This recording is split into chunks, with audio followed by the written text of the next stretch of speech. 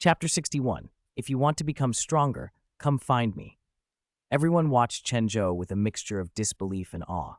From experience, Tang Wulin knew what the young man had just attempted was suicidal. Yet the calm precision Chen Zhou had shown, rational almost to the point of madness, told him this boy could not be judged by ordinary standards. Daring, composed, unnervingly cool under pressure. Was this really the heir of a major power? Tang, still unsteady, took a step forward and asked, "Chen Zhou, are you all right?" Chen Zhou looked at him with a faint smile. "Of course not. Well, actually, I'm fine."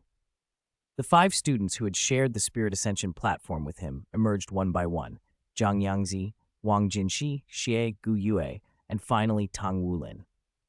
None of them were used to the platform's simulated environments, the Stardow Great Forest, and the fights against spirit beasts. But they had expected Chen Zhou to be strong. They had not expected him to be on an entirely different level. He had fought alone with a composure that made the others look inexperienced. Calm in the face of danger, finding openings to counterattack when things were at their worst. Something in his bearing suggested he had faced life-and-death situations over and over. The sight filled the 5 boys with envy and a little helplessness. All of them were 9 years old, and yet Chen Zhou's experience and coolness made them feel decades younger. "How did you do that?" She couldn't help asking, eyes bright with admiration. Chen Zhou shrugged. "Experience. Go through it a few more times and you'll get there." She pouted. Who would deliberately put themselves through life-and-death trials repeatedly? At the same time, Wu Zhangkong's expression had gone completely blank. He had never seen anyone this young reach such a level. Divine elemental techniques, subtle tactical arrangements, the ability to quickly work out escape routes, diversions, and then a counterattack. If it had been a real kill-or-be-killed situation, Chen Zhou might actually have managed to kill the rampaging black steed, even with Spirit Grandmaster Cultivation. A staff member from the Spirit Transfer Pagoda hurried over and helped Chen Zhou step over the metal counter, excitement barely contained. "A heaven-blessed talent," he breathed. "Truly heaven-blessed." He looked at Chen Zhou like one would look at a rare treasure. The earlier performances of Gu Yue, Xie Xie, and Tang Wulin had already impressed him. Coordinated teamwork, the ability to face powerful spirit beasts and bring them down at 9 years old. Tang Wulin's 2 kills, transforming his right hand into a golden dragon claw and felling a 100-year twin-legged unicorn dragon and a 1,000-year crystal bear, were astonishing. If not for his limited understanding of the crystal bear, which resulted in a crystallization backlash at the end, their hunt would have been flawless. Gu Yue's support had been equally impressive. She used multiple elements in tandem and even threw herself between Tang and a nearly 1,000-pound blow to shield him.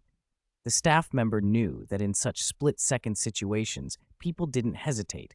The fact that Gu Yue had simply appeared under Tang at once meant she would do the same in real life. But then Chen Zhou's performance erased everything he had just decided. Could someone so young truly execute what Chen Zhou had done? He had been calm against the man-faced demon spider, and then in the battle with the rampaging black steed, he had orchestrated maneuvers that showed combat sense far beyond his peers. The final release, using high-temperature steam pressure as a countermeasure, was a perfect fusion of spirit ability and combat artistry. Even an experienced spirit master might not have thought of it in time. "Little friend, have you ever considered joining the Spirit Transfer Pagoda?" The staff member asked, voice trembling with eagerness. "With your talent, we could train you fully. You could come to headquarters and become a core member." Chen Zhou glanced at him calmly. "Thank you, but I'm not interested in joining the Spirit Transfer Pagoda right now." The staff member froze. The Pagoda was one of the continent's top organizations, the sort of place countless spirit masters aspired to. To be noticed by them, then to refuse so plainly, was unheard of. Are you sure?" the man asked, unwilling to give up. Chen Zhou only shook his head. Before the man could press further, Long Hengshu stepped forward and blocked him without a word. Wu Zhangkong, whose expression had shifted from shock to something unreadable, moved away from Chen Zhou and walked slowly toward the others. He looked at the 5 students and said flatly, "From today on, you 5 will be a combat squad. Captain, Tang Wulin. Vice Captain, Xie, let's go. He turned and led them toward the elevator. The five exchanged surprised looks. Forming a squad so quickly had been unexpected. Chen Zhou didn't care about the squad. He ignored the mixed expressions and followed at his own pace toward the elevator. To him, however promising these kids might seem to others, standing next to him, they would be a liability. Anyone who couldn't even handle Chen Gugu didn't deserve to stand at his side. Besides, Wu Zhangkong couldn't command him. As they moved, Chen Zhou called softly to Wang Jinqi, who had lagged behind. When Wang Jinqi looked over, Chen Zhou's mouth curved into a small smile, and he leaned closer. If you want to become stronger, he whispered, come find me. Chapter 62, Cooperation. I am Shui Shuheng, and I've long admired you, Purple Armor, the voice said over the spirit tool. Lanjia wasn't surprised Shui Shuheng had his number. He picked up the conversation and replied smoothly, I've long respected the head of the East Sea Legion's Information Department. In the East Sea Legion Information Department, Shu Heng sat in his office, age and experience written on his face. Opposite him were Ku Zeliang and Sun Jing, head and deputy of the Mecha Department. Before Sun Jing could speak, Shui gave a subtle hand signal, silencing him. Then, with a steady, measured voice, he continued, misunderstandings are common. It would be my honor to talk, Purple Armor. Lanjia kept his tone casual. We do have some issues with the East Sea Legion. Minister Shui, are you calling to discuss them? Shui's eyes narrowed as if trying to peer through the light screen of the spirit tool. Since you reached out, I assume you have something important in mind. Let's be frank, Lanjia said. I don't like beating around the bush. A faint smile crossed Shui's face. Straightforward, as expected of Purple Armor, he said. There was a quick flash of sharpness in his gaze before he spoke more deliberately. We want to cooperate with you, or rather, with the force behind you. Fighting alone, each of us has enemies. If we keep clashing, it only benefits those who sit back and watch the tigers fight. Why not turn swords into plowshares and work together? Lanjia laughed, tinged with skepticism. Minister Shui, that sounds good in theory, but cooperation requires sincerity. What is the East Sea Legion offering? Shui Shuheng seemed to have anticipated the question. Access to the East Sea Legion's market for low-tier spirit tools and mecha repairs. Lanjia's interest registered, but Shui pressed on. 3 complete production lines, some high-tier spirit tool schematics in our archives, and comprehensive mecha construction and repair data. The offer was enormous. As a major military force on the eastern coast, the East Sea Legion's spirit tool technology and repair resources were among the best on the continent. If they were willing to share such assets, the force behind Lanjia would gain technical capabilities and market reach that could change everything. Lanjia kept his voice calm but cautious. Your terms are tempting, Minister Shui.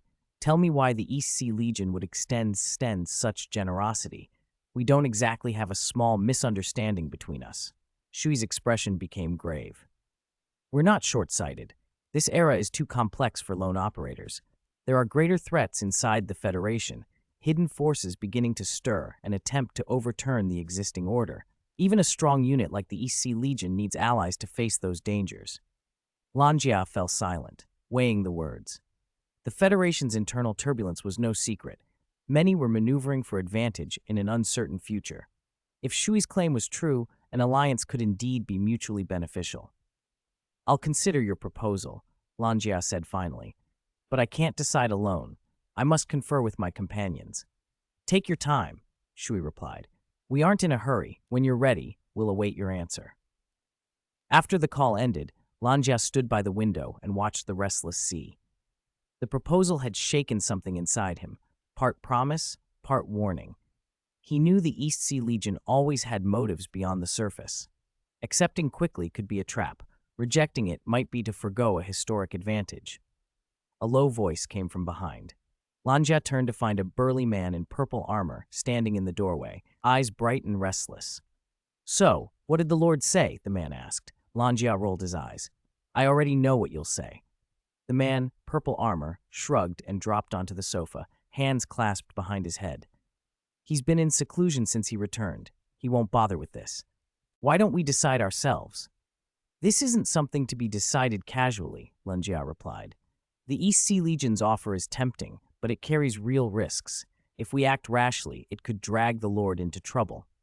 Purple Armor sat up. Then what do you propose? We can't keep stalling forever. The East Sea Legion won't wait. Lungia considered, then spoke slowly. We send someone to probe their intentions first. A discreet visit to see what they truly plan. If their sincerity checks out, then we can discuss cooperation. Purple Armor nodded. Good idea, but who do we send? Our numbers are limited. Lanjia looked out over the waves again. We pick someone we trust, who can gather what we need without committing us. That's our next move. Chapter 63. Mutual Schemes. The Armor Beast tribe of the Beast race was the strongest when it came to offensive power, fierce firepower, and technology capable of laying waste to cities. But the Armor Beast tribe had never excelled at intelligence work or diplomacy. Lanjia and Purple Armor, as core members of the Beast race, knew that all too well. No need to rush this, a slightly youthful voice called from upstairs. Chen Zhou descended the stairs. His 3 days of seclusion were officially over. His eyes shone with new vigor. Spirit power cultivation had reached level 30. He was only a step away from the threshold of a spirit elder. Either Chen Gugu could advance into a 1,000-year soul spirit, or he could recruit another soul spirit. Still, because of the uniqueness of the original energy Amethyst, and the fact that Chen Zhou himself did not rely on spirit power the same way others did, the cultivation bottleneck mattered less to him. An alchemist's strength came from mental force, accumulated knowledge, and most importantly, alchemy energy. Once he had inscribed all the mental force runes, wind, fire, earth, water, he would no longer need to use the alchemy ritual on the original energy Amethyst to convert spirit power into alchemy energy. Congratulations on coming out of seclusion, Master. Lanjia and Purple Armor both knelt, faces full of earnest respect. Chen Zhou gave a slight nod and signaled for them to rise. He scanned them briefly, then walked to the sofa and sat down. Calm and composed, he nevertheless carried an undeniable air of authority. I already know about the East Sea Legion matter, he said. His voice was steady, and both Lanjia and Purple Armor felt their chests tighten. Their young master was meticulous and sharp. Nothing seemed to escape him. Master, how do you think we should respond? Lanjia asked. Chen Zhou didn't answer right away. He tapped the table thoughtfully, then spoke slowly. The East Sea Legion's proposal is an opportunity, yes, but it's a trap too. Shui Shuheng is publicly offering cooperation and a ceasefire, but he's been head of the East Sea Legion Information Department for decades without stepping down. That says his control over their internal affairs is far greater than we assumed. His interests and the Legion's interests are deeply intertwined. He wouldn't hand over crucial resources without a reason. The cooperation he's offering is just a way to use our strength to deal with his internal threats. Lanjia and Purple Armor exchanged looks, secretly admiring their master's insight. They had sensed the East Sea Legion's intentions, but Chen Zhou's analysis was far more thorough. You want us to refuse? Purple Armor asked. Chen Zhou shook his head and smiled faintly. No, we accept. More than that, we'll make them hand over even more resources willingly. They looked at him in confusion. But the East Sea Legion wants to use us. How can we turn that around? Chen Zhou's voice grew quiet but confident. Shui Shuheng thinks he controls everything, but he overlooked one thing. The Mecha Beast Clan has never been a pawn. Lanjia's eyes lit as understanding dawned. Chen Zhou nodded and continued. Whatever demands or guarantees they require, agree to them. He leaned back on the sofa, sounding almost roguish. We'll consume their short-term resources, then convert that into long-term combat power. With long-term combat power, no one can compete with us for long-term resources. In short, I want the weapons, but I don't want to pay for them. Whatever guarantees they want, we give them. Take the short-term benefits, turn them into enduring strength. Lanjia and Purple Armor suddenly saw the plan. The East Sea Legion wanted to use them, so they would use that use in return.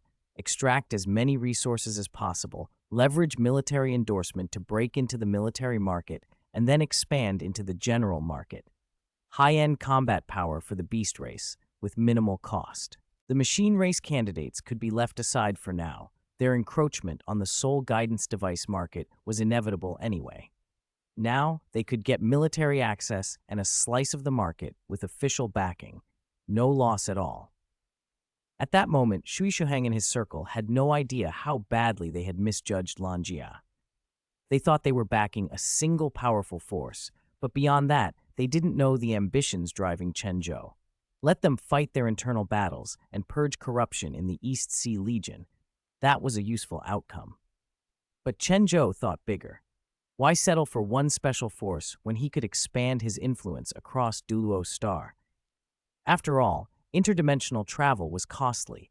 The more resources he could control on this world, the better. Across the Federation, in the East Sea Legion Information Department, Director Shui Shuheng sat in his office staring at the comm spirit tool, fingers drumming a slow, rigid rhythm. He was waiting, calculating his next steps. "Director, have they responded yet?" Ku Zeliang asked, impatience in his voice. Shui Shuheng shook his head. "Not yet. No rush, they'll need time. Our proposal is both opportunity and challenge." Sun Jing frowned. "Director, are we really going to give them the low-tier spirit tool market and mech repair resources? That's one of the East Sea Legion's core interests." Shui Shuheng smiled, a hint of crafty calculation in his eyes. "You're too young, Sun Jing.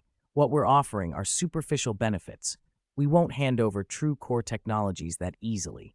The force behind Lan Jia is strong, yes, but they're not an internal power of the Federation. The tech Tang Sect gave us, we can hand that to them, and eventually it will be turned against Tang Sect and Shrek." Ku Zeliang nodded in agreement.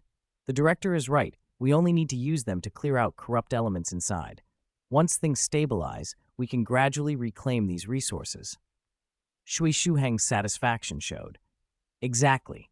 Our aim isn't only to root out internal enemies. We'll use the force behind Lan Jia to restrain corrupt influence in other Federation forces. Then we'll seize the initiative in future changes. Only by sacrificing some present interests can we reach the future where the Sun-Moon Federation is truly great."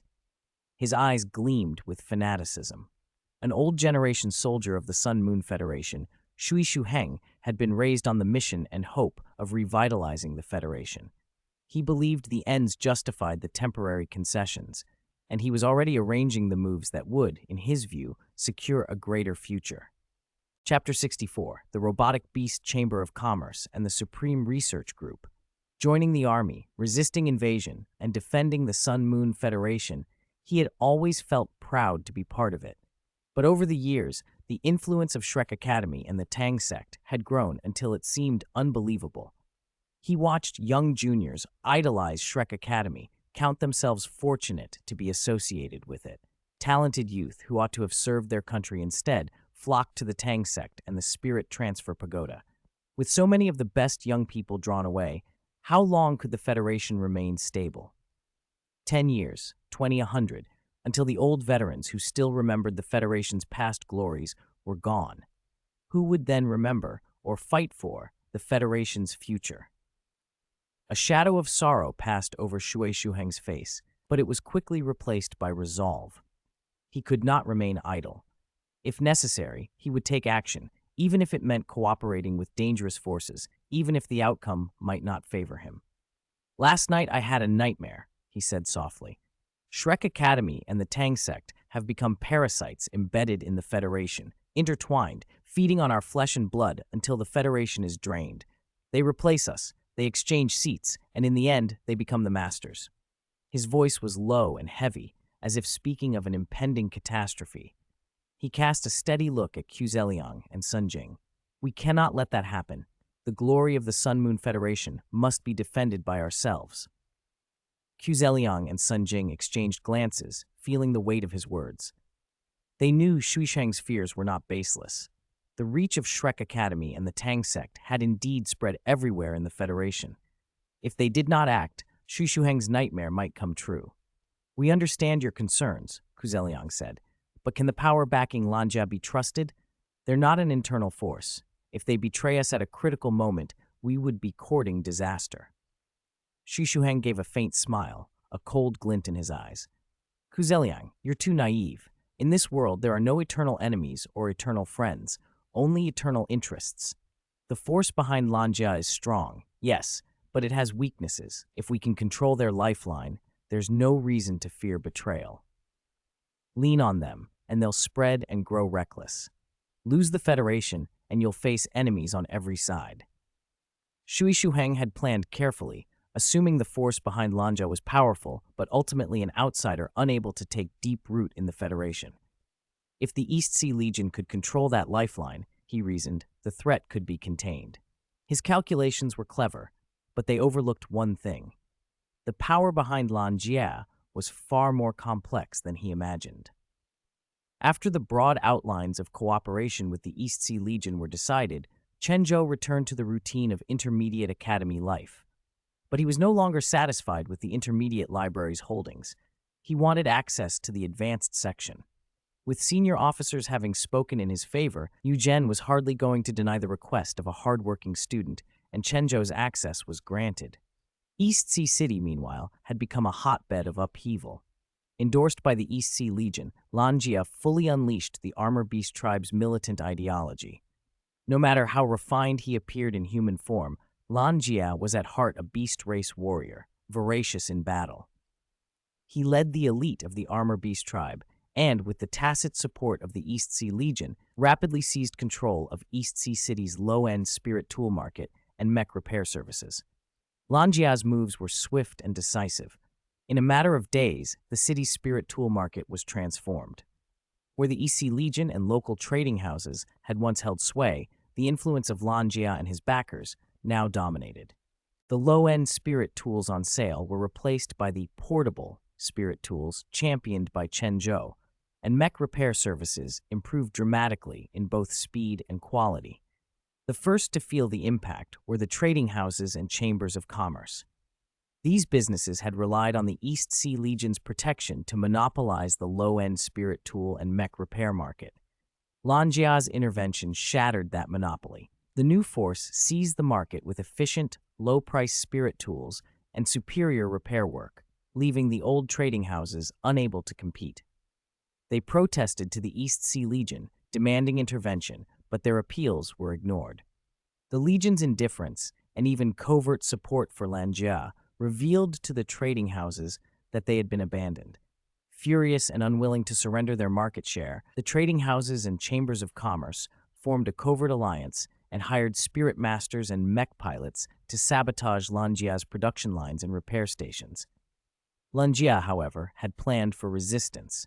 His armor beast warriors were fierce and well-trained. The saboteurs were easily repelled. The failed attacks played directly into Lan Jia's hands. For days he had been controlling something like a mad dog, and the trading houses' rash counterattacks only justified the Legion's support of his decisive measures. Before the trading houses could fully assess the situation, Purple Armor launched a counteroffensive of a different sort. Leading an elite force of armor beast warriors, Purple Armor struck at the shadowy operations of the trading houses and chambers of commerce. The raids were swift and overwhelming. The traditional establishments had no time to mount a coherent defense. Rather than annihilating them, Purple Armor drove them out of East Sea City, eliminating their influence within the city limits. Only branches of powerful, top-tier forces remained, but Lan Jia still held the lion's share of the market. The next day, the Jishou Chamber of Commerce and the Supreme Research Group were officially established and registered with the Sun Moon Federation's Ministry of Commerce.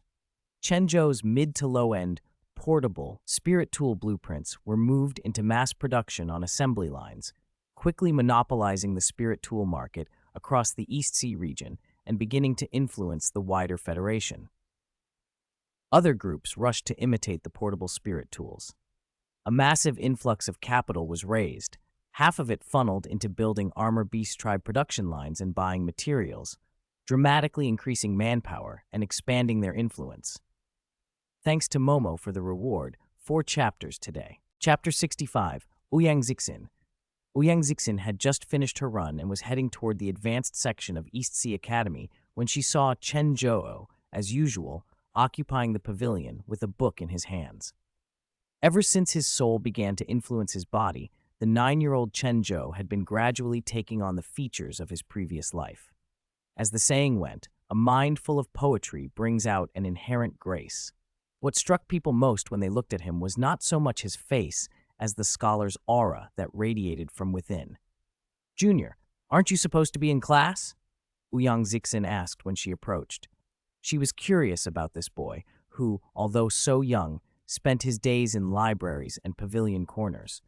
Recently, he had even been seen in the advanced sections library. Chen Zhou didn't answer her question at first. He looked up from his book and asked instead, "You are?" "Ouyang Zixin, third-year student in the advanced section," she said with a slight smile. She wore her training clothes, a few beads of sweat at her brow, looking youthful and energetic. Chen Zhou inclined his head and then returned his gaze to the page. "Oh, Senior Ouyang, I don't need to attend classes. My learning method is a little unusual."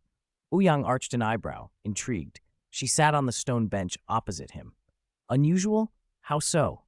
A faint smile flickered in Chen Zhou's eyes. He seemed amused by her curiosity. The look on her face reminded him of a familiar eagerness, the kind that wanted to pry open every secret.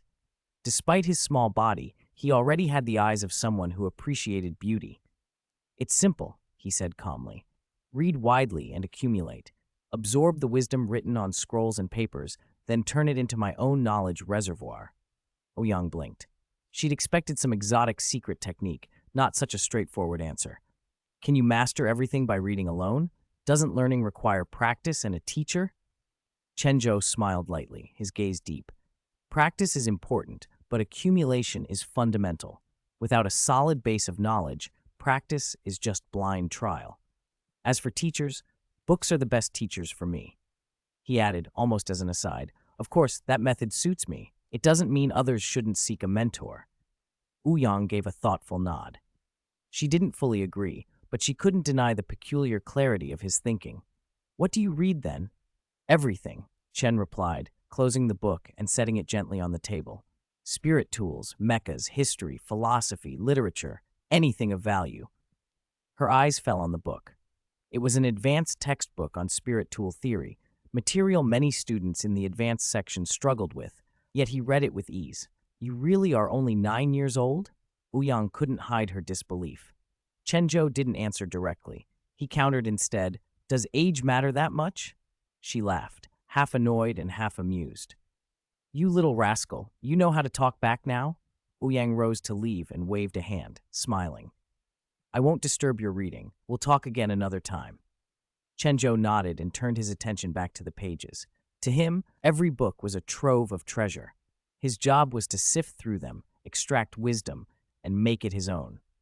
He believed knowledge could be cross-referenced and corroborated.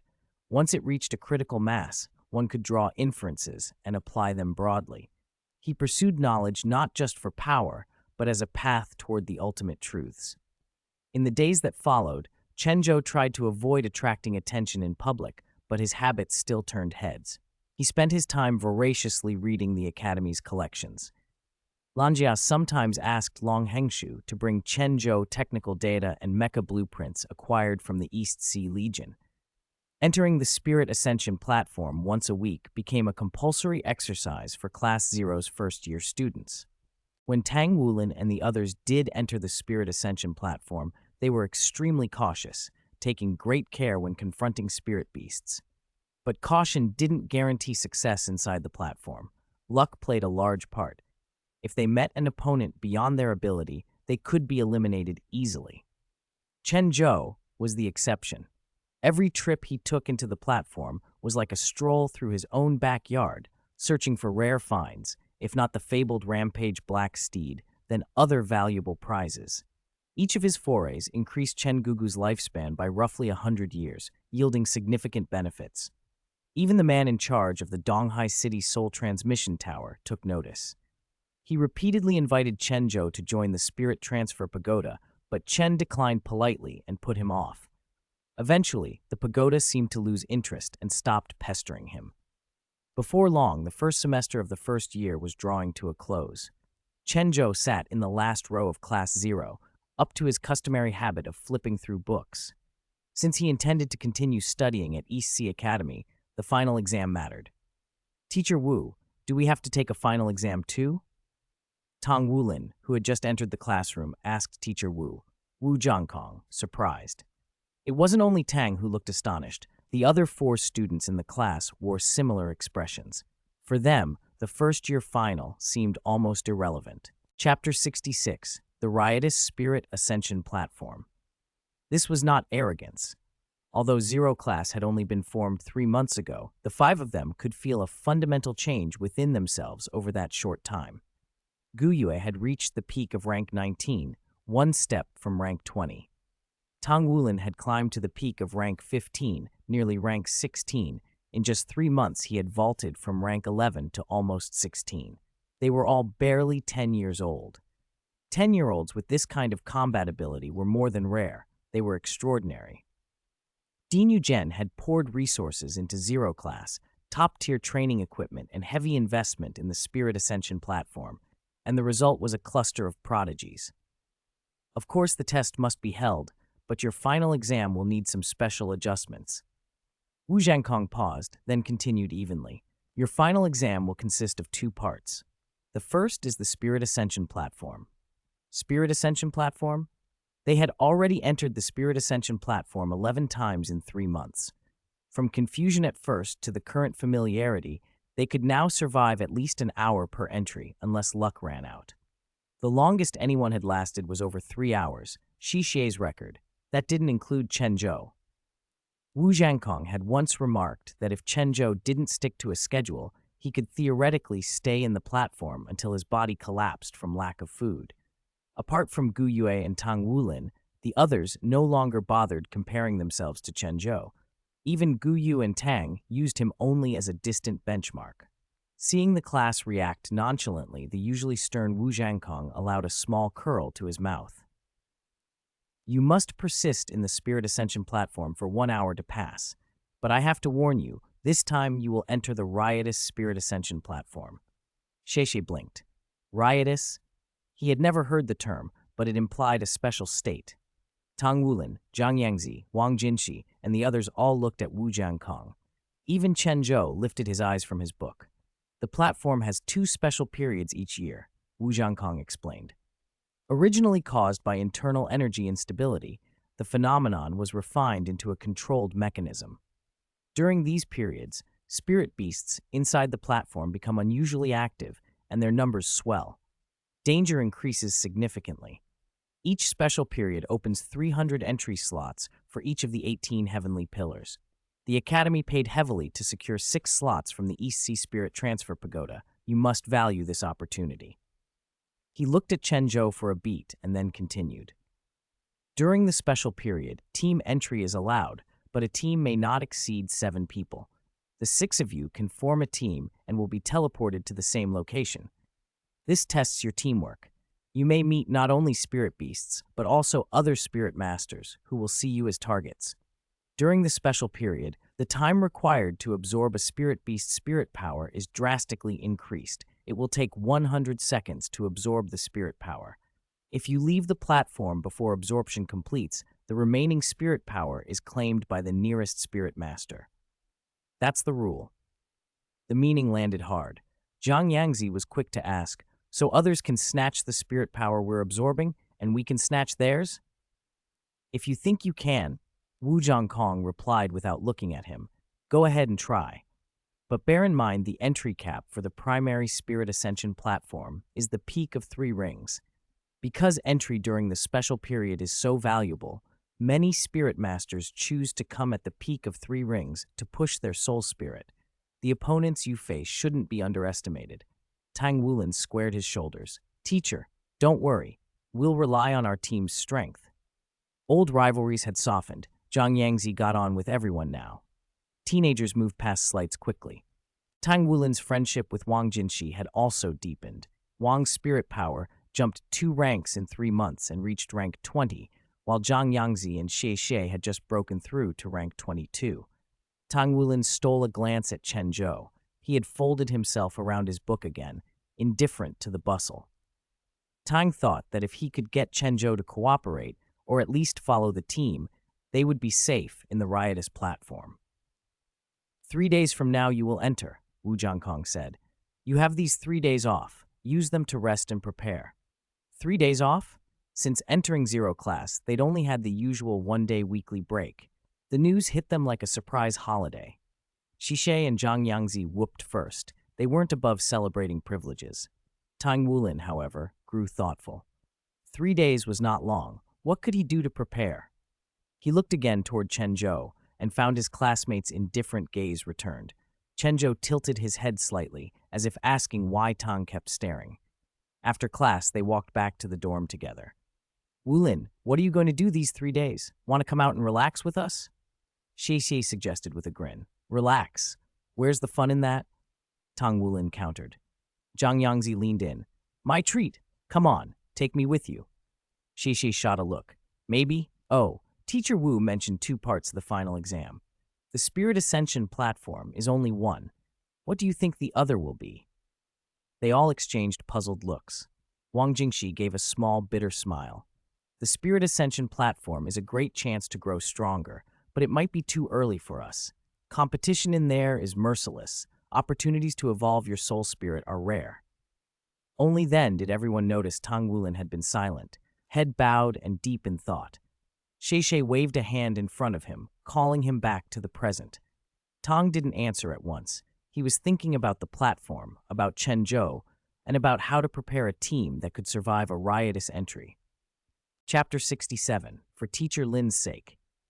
Tang Wulin snapped back to reality, his brows knitting slightly. He said in a low voice, I'm thinking.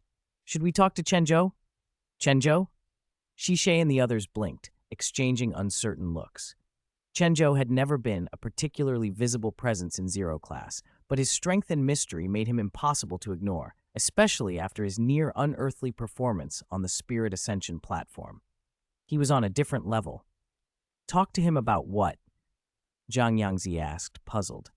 He doesn't usually talk to us. Can we even keep up with him? Tang Wulin shook his head earnestly.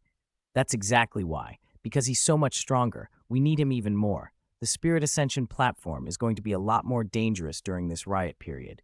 If we can team up with him, our chances of getting through it safely go up a lot. Wang Jingxi nodded. Wulin's right. Chen Zhou's strength is unmatched. If he helps us, we'll be much safer. Xie pouted, clearly reluctant. But he always ignores us. How do we convince him? Tang Wulin smiled faintly, a flash of confidence in his eyes. I have a plan. The next day, Tang Wulin went to Chen Zhou's dorm alone. He took a steadying breath and knocked. Come in, came Chen Zhou's calm, cool voice from inside. Tang Wulin opened the door to find Chen Zhou at his desk, absorbed in a thick book. He looked up without surprise. Something wrong? Seeing Chen Zhou's unapproachable demeanor, Tang Wulin felt a brief pang of disappointment. He'd hoped that, as fellow students at Red Mountain Academy, they'd be able to connect. He decided to be direct. Small talk wouldn't get him anywhere. Teacher Wu said the final exam will be done in teams, he began. I think the 6 of us should. Before he could finish, Chen Zhou cut in. I don't need a team. Tang Wulin paused, then pushed on, urgency creeping into his voice. The Spirit Ascension platform will be much more dangerous during the riot period. If we move together, our survival chances improve. Teacher Wu said teamwork is a key part of the assessment. Chen Zhou set the book down and regarded Tang Wulin with that same cool calm. Tang Wulin, I understand what you're suggesting, but I don't need a team. I have my own plans, and I don't think you can keep up with my pace. Tang Wulin felt the words like a cold hand. He already knew Chen Zhou was far beyond them in ability, but he had still hoped Chen Zhou would at least consider joining. Chen Zhou, I know you're powerful, but this exam isn't just about individual strength. Teamwork matters. If we act together, we might get more opportunities. There was a hesitation, a pause in the quiet room. Then Chen Zhou replied slowly, My goal isn't just to pass this exam. I have plans that aren't suitable to be carried out with you.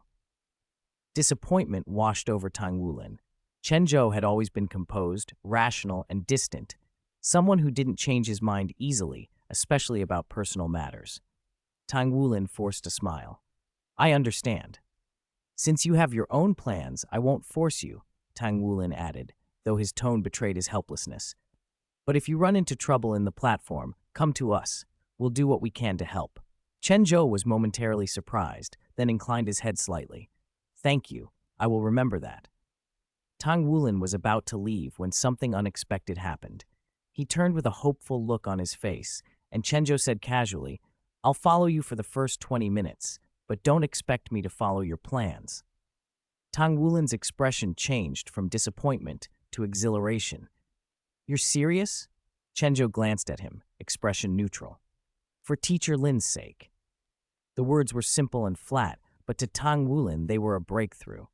He hadn't expected Chen Zhou to change his stance at all, and even 20 minutes of accompaniment was huge. Chen Zhou's presence alone could shift the balance in those early moments inside the platform. Tang Wulin barely contained his joy. "That's great. Thank you, Chen Zhou." Chen Zhou barely nodded and returned to his book. Tang Wulin slipped out quietly, closing the door gently behind him. When he returned to the dorm, Tang Wulin burst the news out. "Chen Zhou agreed." She stared. "He actually agreed to team with us?" Tang Wulin grinned. "Only for the first 20 minutes, but that's a great start. We have to make those minutes count in the Spirit Ascension platform." Zhang Yangzi scratched his head. "Why only 20 minutes? Does he have some special plan?" Tang Wulin shook his head. Who knows what Chen Zhou is thinking, but the fact he agreed at all shows some level of trust. We have to make the most of it and not let him down. Wang Jinqi, who had been saved by Chen Zhou before in the platform, was especially excited. "Even a short time with him will be a huge help. We have to use it well." Gu Yue had been listening quietly, her expression unreadable. When Tang Wulin mentioned Chen Zhou's decision, a faint, complicated look crossed her features. Surprise, and something harder to name. She sighed softly. "Chen Zhou, he's still so elusive." They all fell silent for a moment, feeling the weight of what the next exam would bring. 20 minutes with Chen Zhou might make the difference between life and death in the chaos of the Spirit Ascension platform. They had to be ready.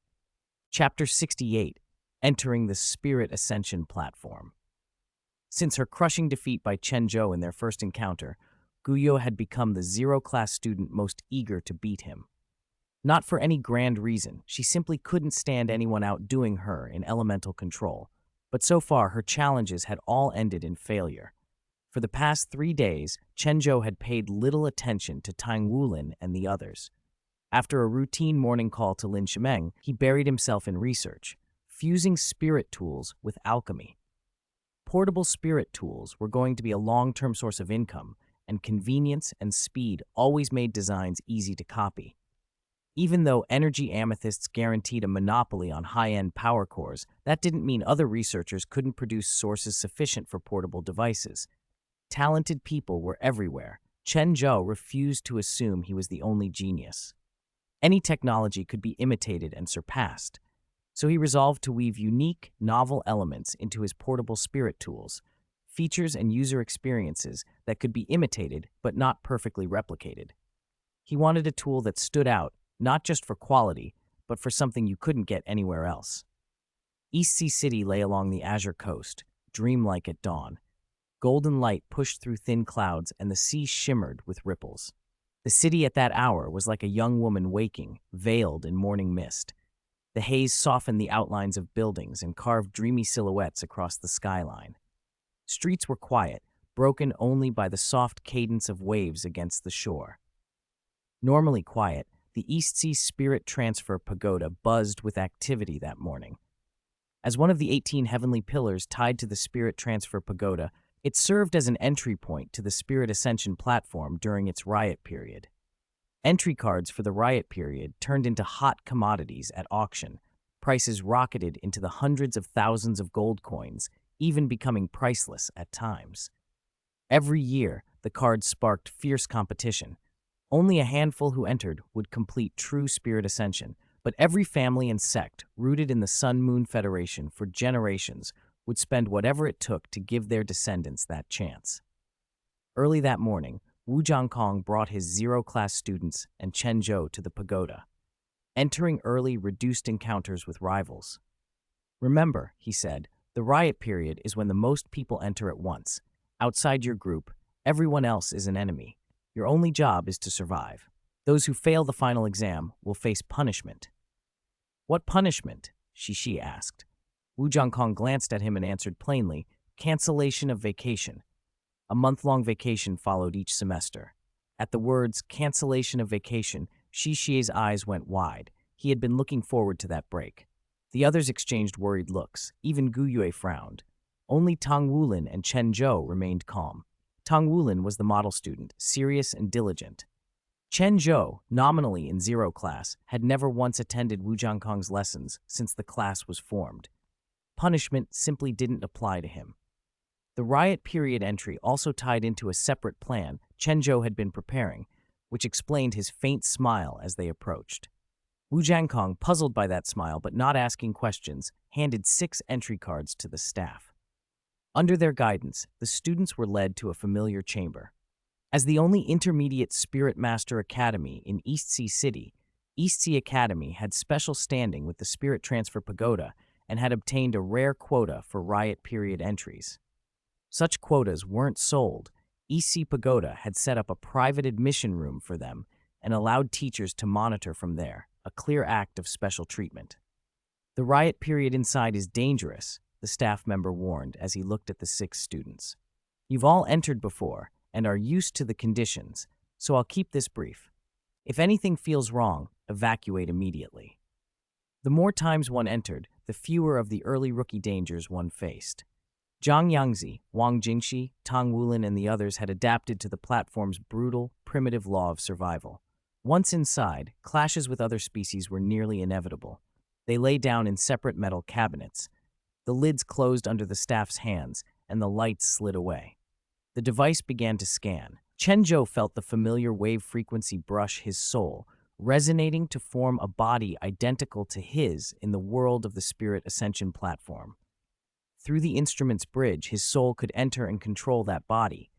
The staff slid each card into its slot and pressed the red button, the riot period's protection device. Only with these cards could one enter and control the designated entry point.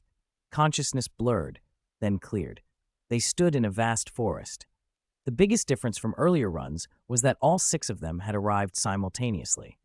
The air was fresh, vegetation lush, comfortingly similar to what they had seen before. Formation, Tang Wulin ordered. He took a few steps forward to arrange the group. He positioned himself toward the front. Wang Jingxi took the rear. Zhang Yangzi and Xixi flanked the sides, and Guyu moved into a forward support position. A soft blue-green light pulsed, spreading over the 5 students, Tang Wulin, Wang Jingxi, Zhang Yangzi, Xixi, and Guyu. That was Guyu's wind element at work. Not powerful, but enough to lighten their weight and make them more agile. Chen Zhou watched them coolly and did not join the formation. He summoned Chen Gugu instead. Chen Gugu had matured into a true 600-year level soul spirit. Over half a semester of weekly Spirit Ascension platform training, Chen Zhou had a pattern. Whenever he entered, he went on the offensive. Packs of spirit beasts, or lone ferocious creatures alike, would find themselves hunted. As long as they weren't high-grade Millennium spirit beasts, they rarely survived an encounter with him. He had never bothered participating in the group formations. He preferred to hunt on his own. Chapter 69. Fei Gu, help me. So arrogant, Xie muttered, watching Chen Zhou's eccentric behavior. He understood that Chen Zhou walked a different path from them. He had even expected Chen Zhou to leave the moment Tang Wulin stopped trying to keep him. Understanding something and accepting it were 2 different things. Tang Wulin, however, had no such doubts. He raised his right hand in a practiced motion, and 2 strands of blue-silver grass sprang up from it. A faint yellow spirit ring appeared beneath his feet. The grass whipped out like nimble snakes, swept aside the undergrowth, and opened a path. Our first goal is to last an hour and finish the final exam, Tang Wulin said. Our second is to hunt as many spirit beasts as we can. Everyone be careful. 4 more strands of blue-silver grass wound up from the ground and curled around his teammates' waists, ready to pull them to safety if needed. Zhang Yangzi raised a hand and his soul spirit, Little Black Eagle, shot into the sky. The combat boost the eagle provided was secondary. Its main advantage was shared vision. Little Black Eagle could not stray beyond a 10-meter radius of Zhang Yangzi, but its extra viewpoint still helped them see farther. Cuckoo! Kuwu! Chen Gugu watched the eagle and immediately flew up as well, his round eyes bright with mischievous intelligence. His cry was childlike, as if proudly showing off his wings to his companions. The sound tugged the corner of a smile onto Chen Zhou's lips, though Tang Wulin didn't notice. He was fully focused on scanning the forest ahead. Inside the Spirit Ascension platform, trees rose like columns into the clouds, and sunlight filtered through dense leaves, throwing dappled patterns on the ground. The air smelled of vegetation and damp earth. Tang Wulin drew his gaze inward and concentrated on the path. In the observation room of the Spirit Transfer Pagoda, an accompanying staff member smiled at Wu Jiangkong. "Those kids are doing well. Teacher Wu really knows how to teach." Wu Jiangkong nodded slightly. He usually kept his emotions in check, but he was satisfied with this group. Looking at them, he couldn't help recalling the old 2,000-year motto of the place: Shrek Academy only accepts monsters, not ordinary people. East Sea Academy's Zero class, in his view, fit that spirit precisely. Gu Yue's mastery of 5 elements and her strong mental force were rare among her peers. Xie, with his twin spirits, had extraordinary talent, even by historical standards.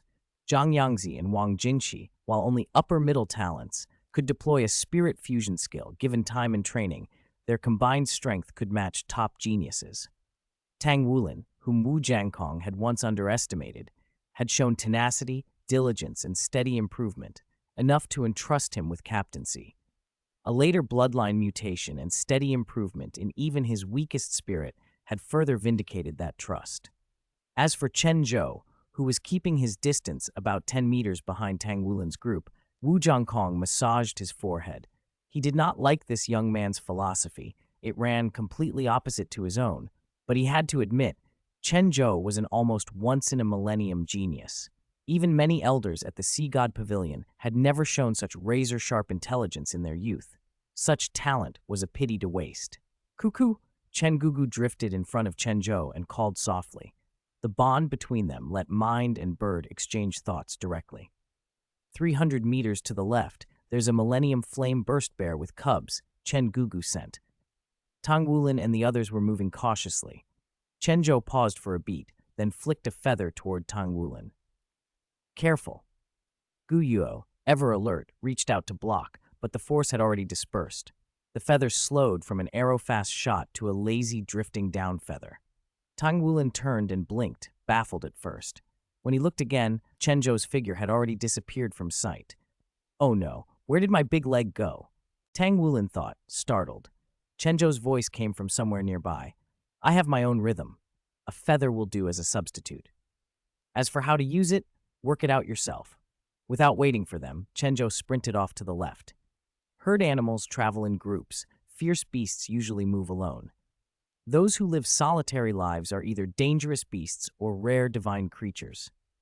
Nourished continuously by the original energy Amethyst, Chen Zhou's body was currently powerful enough to tussle with a 100-year spirit beast in close combat, so his speed was naturally much faster.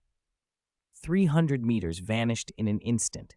In this primeval forest, such a distance could swallow a person's traces entirely. The Flame Burst Bear was a massive spirit beast with tremendous offense and defense.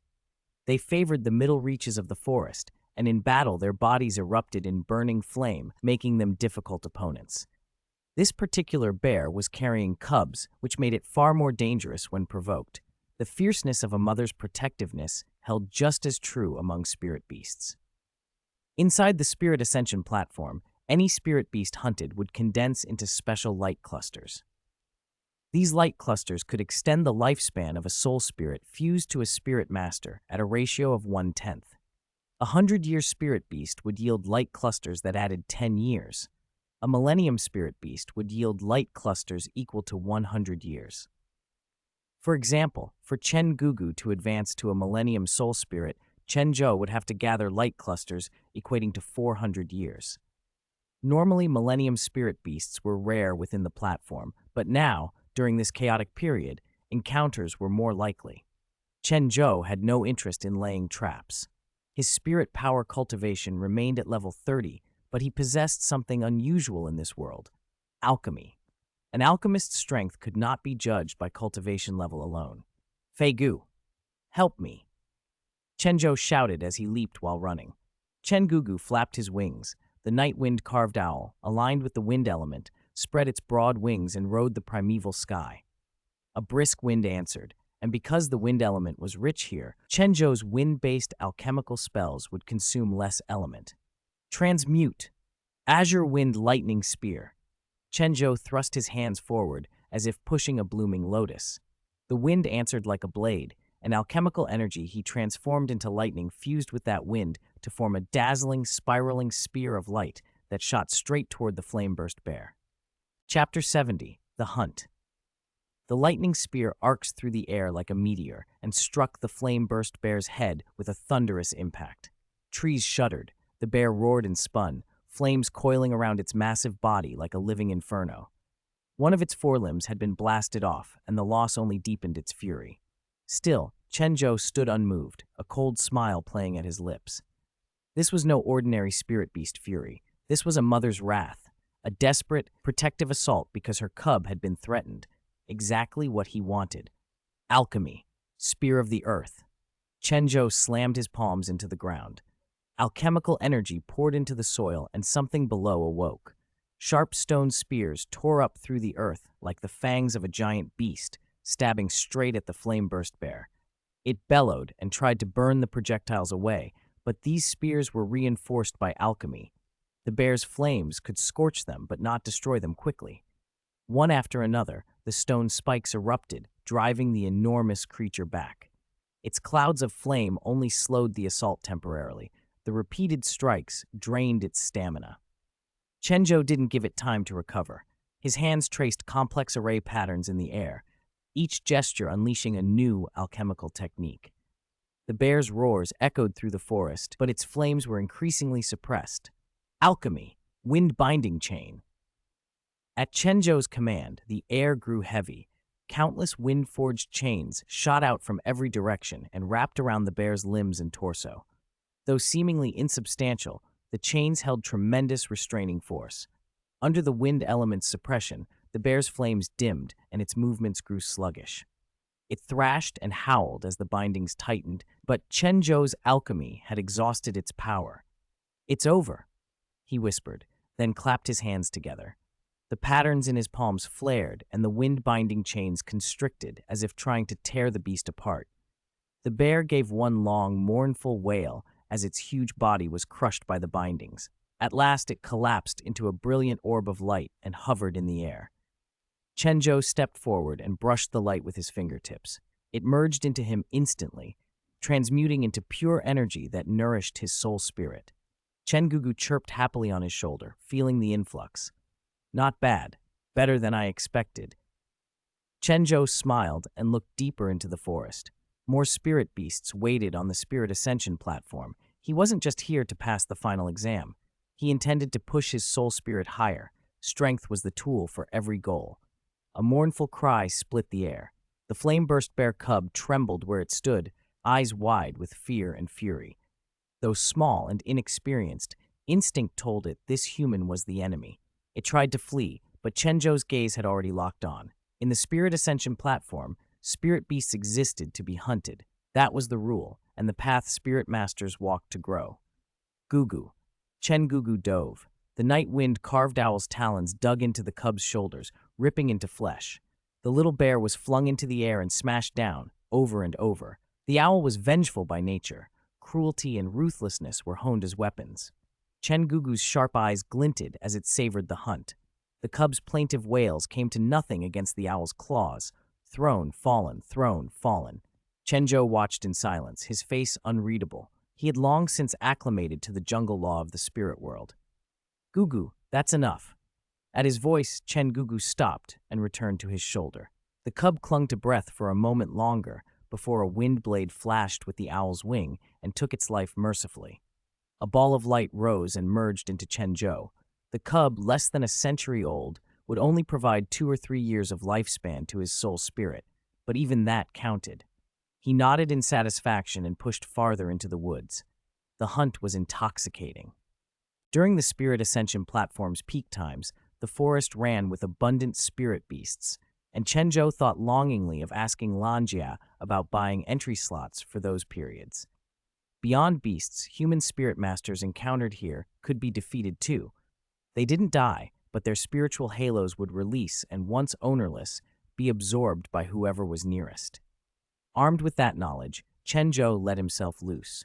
Working with Chen Gugu, his alchemy flowed flawlessly, felling beast after beast. When he met lone spirit masters, he didn't hesitate. He defeated them and seized their spiritual halos. Gradually, Chen Gugu's lifespan increased, inching toward the 1,000-year mark. Chen Zhou's own spirit cultivation steadily rose as his energy Amethyst greedily absorbed the surrounding spiritual energy of heaven and earth during these high-intensity battles.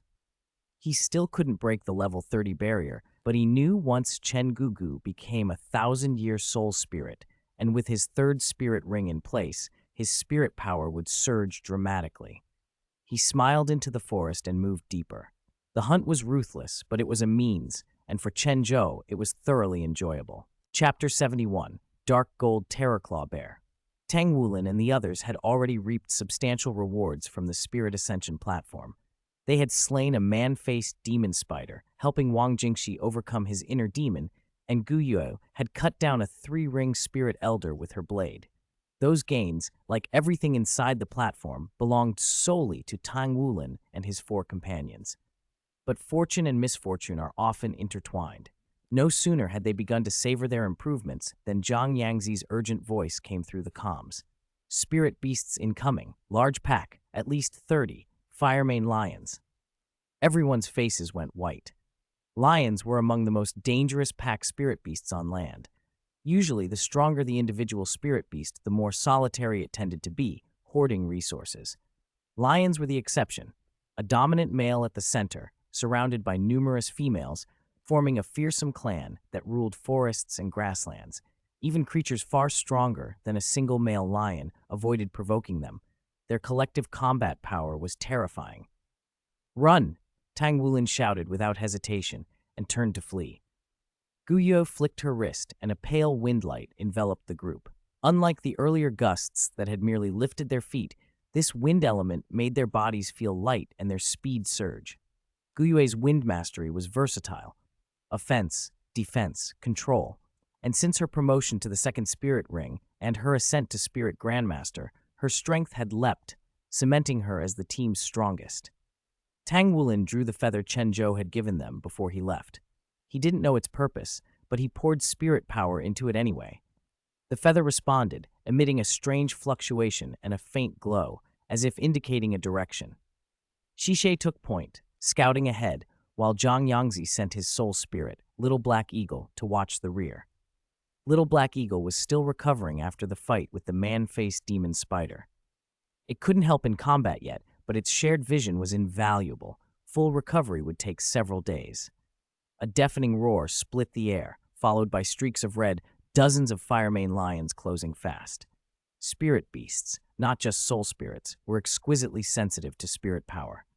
The surging aura from Tang Wulin's group had acted like a beacon. The lions locked on and gave chase. They had no choice but to run. Their lives depended on every second. The more time passed, the more spirit power the beasts could absorb from them, and the worse the situation would become. Facing a firemane lion pack, their odds were slim. Only if all 5 advanced to 3 rings might they stand a chance, an observation born of hard experience. The last time they had been ambushed by a pack, the sky seemed to burn itself into a blazing furnace. Every resistance was engulfed, and the burning sensation lingered a day after they left the platform. In the primary Spirit Ascension platform, the firemane lions were essentially invincible. The males were 1,000-year spirit beasts. Most of the females were over 100 years, some were 1,000-year specimens. With almost no natural enemies in the forest, human spirit masters below 4 rings, solo or in groups, were seldom able to contend. Tang Wulin immediately stopped feeding spirit power into the feather. This was no time to gamble. They had to get out of the area before the beasts sapped them dry. When the moment came to be caught, they could activate their rescue signals and withdraw from the platform. There was no need for Chen Zhou to return and die for them. As the pack closed, Wang Jingxi, Gu Yue, and Zhang Yangzi all slammed their distress beacons. Then everything went wrong up front. Shishai, their forward scout, suddenly screamed. A dark gold terraclaw bear burst from the undergrowth, swatted Shishi aside, and tore it to pieces. Shishi's form crumpled and was expelled from the platform. No, Shishi! Tang Wulin's heart lurched. He couldn't tell whether the fragmentation of Shishi's body meant permanent damage to its spirit core. Injuries in the Spirit Ascension platform didn't necessarily translate to the real world, but the shock and pain could wreak havoc on a spirit master's mind. This was Shi's first time facing such brutal slaughter. Tang Wulin stared at the beast and recognized it instantly. The dark gold terraclaw bear was legendary throughout the spirit beast world. Its coat was dark gold, its height over 3 meters, shoulders broad as city gates, arms like pillars. Most terrifying were its claws, dark gold talons over 1 meter long, each radiating a bone-deep chill. In the lore, the terraclaw bear was a pinnacle predator. Even ancient dragons found it difficult to gain the upper hand. It was solitary, aloof, and almost unmatched in raw power. Compared to this bear, the Firemane lion pack would have to kowtow. The particular terraclaw bear before them was already a century old enough to make 10,000-year beasts tremble. Tang Wulin had never expected to run into such a creature inside a primary platform. It was the sort of monster one would expect to find in higher-level realms. Fighting it was out of the question. He threw the 1,000 refined sinking silver hammer and ran. The hammer sang through the air, but the sound was cut short by a sickening crunch. With a single swipe, the terraclaw bear's claws shattered the hammer into fragments. At the same time, the spirit power halo that had condensed from Xie around Tang Wulin was swallowed by the bear's dark gold fur. What sharp claws! Tang Wulin couldn't help but think, even as he bolted, every muscle screaming to put more distance between them and that impossible, legendary predator. A strange thought had popped into Tang Wulin's head. Which was stronger, his own golden dragon claw or the dark gold terraclaw? The chilling aura behind him seemed to dim the light in the whole forest. Wherever the dark gold terraclaw bear passed, even the insects and birds fell silent. A low, terrible roar rolled through the trees. Ahead, the Firemane lion pack, having finished their trouble from above, charged toward him, manes blazing. Tang Wulin knew he couldn't run. He gritted his teeth and plunged straight into the midst of them. If anyone wanted to kill him, he would make them pay for it. He didn't teleport away at once. He wanted to draw off and absorb as much spiritual energy halo as he could, hoping the thing he imagined would happen would occur. The lead Firemane lion was enormous, over 4 meters long, its fiery red mane like a living crown of flame. Its whole body burned with a dazzling orange-red light, radiating dominance. It locked onto Tang Wulin, especially the shimmering halo of spiritual energy around him. It roared, the lionesses fanning out to surround him while it charged head-on. Such a rich prey had to be enjoyed personally. It surely thought that devouring Tang Wulin's halo would make it immensely stronger. At that moment, Tang Wulin sprang, yanking a length of blue-silver grass with his right hand. He pulled hard and changed direction in an instant. A dark golden streak flashed through the air, appearing almost from nowhere. The dark gold terraclaw bear had arrived. The bear's speed didn't match its massive bulk. It moved with a silent, impossibly quick stride. The 1,000-year Firemane lion that had seemed unstoppable froze as if a switch had been flipped. The flames along its body snuffed out. Its mane lay flat, its tail tucked, and it collapsed to the ground, whimpering. Its harem did the same. Once proud beasts now cowering and prostrate like frightened kittens. The dark gold terraclaw bear didn't bother with them. Its cold, calculating gaze locked straight on Tang Wulin. Its perception honed in on the spiritual energy halos wrapped around him, the very source it hungered for. With a slow, deliberate lift of its massive paw, a blade of dark golden light flared out. Tang Wulin's heart lurched. Instinct screamed danger. He yanked another blue-silver grass he'd anchored earlier and shot away. In the next heartbeat, the dark golden shadow slashed clean through the spot where he'd been. Trees, bushes, even the earth torn open as if nothing. That was the dark gold terraclaw at its deadliest, a strike that could slice through a dragon's hide. At the same instant, the bear's bulk lunged.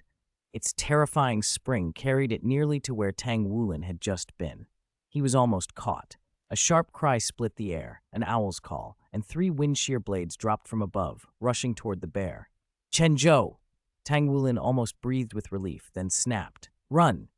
Too late. Chen Zhou had already landed beside him, clapped a hand on his shoulder, and said calmly, Dark Gold Terraclaw Bear. I know. Tang Wulin stared at him, stunned with gratitude, and for a flicker, regret, if only he hadn't triggered that feather. Chen Zhou gave him a look that shattered the moment. What are you staring like that for? You don't actually think I came to save you, do you?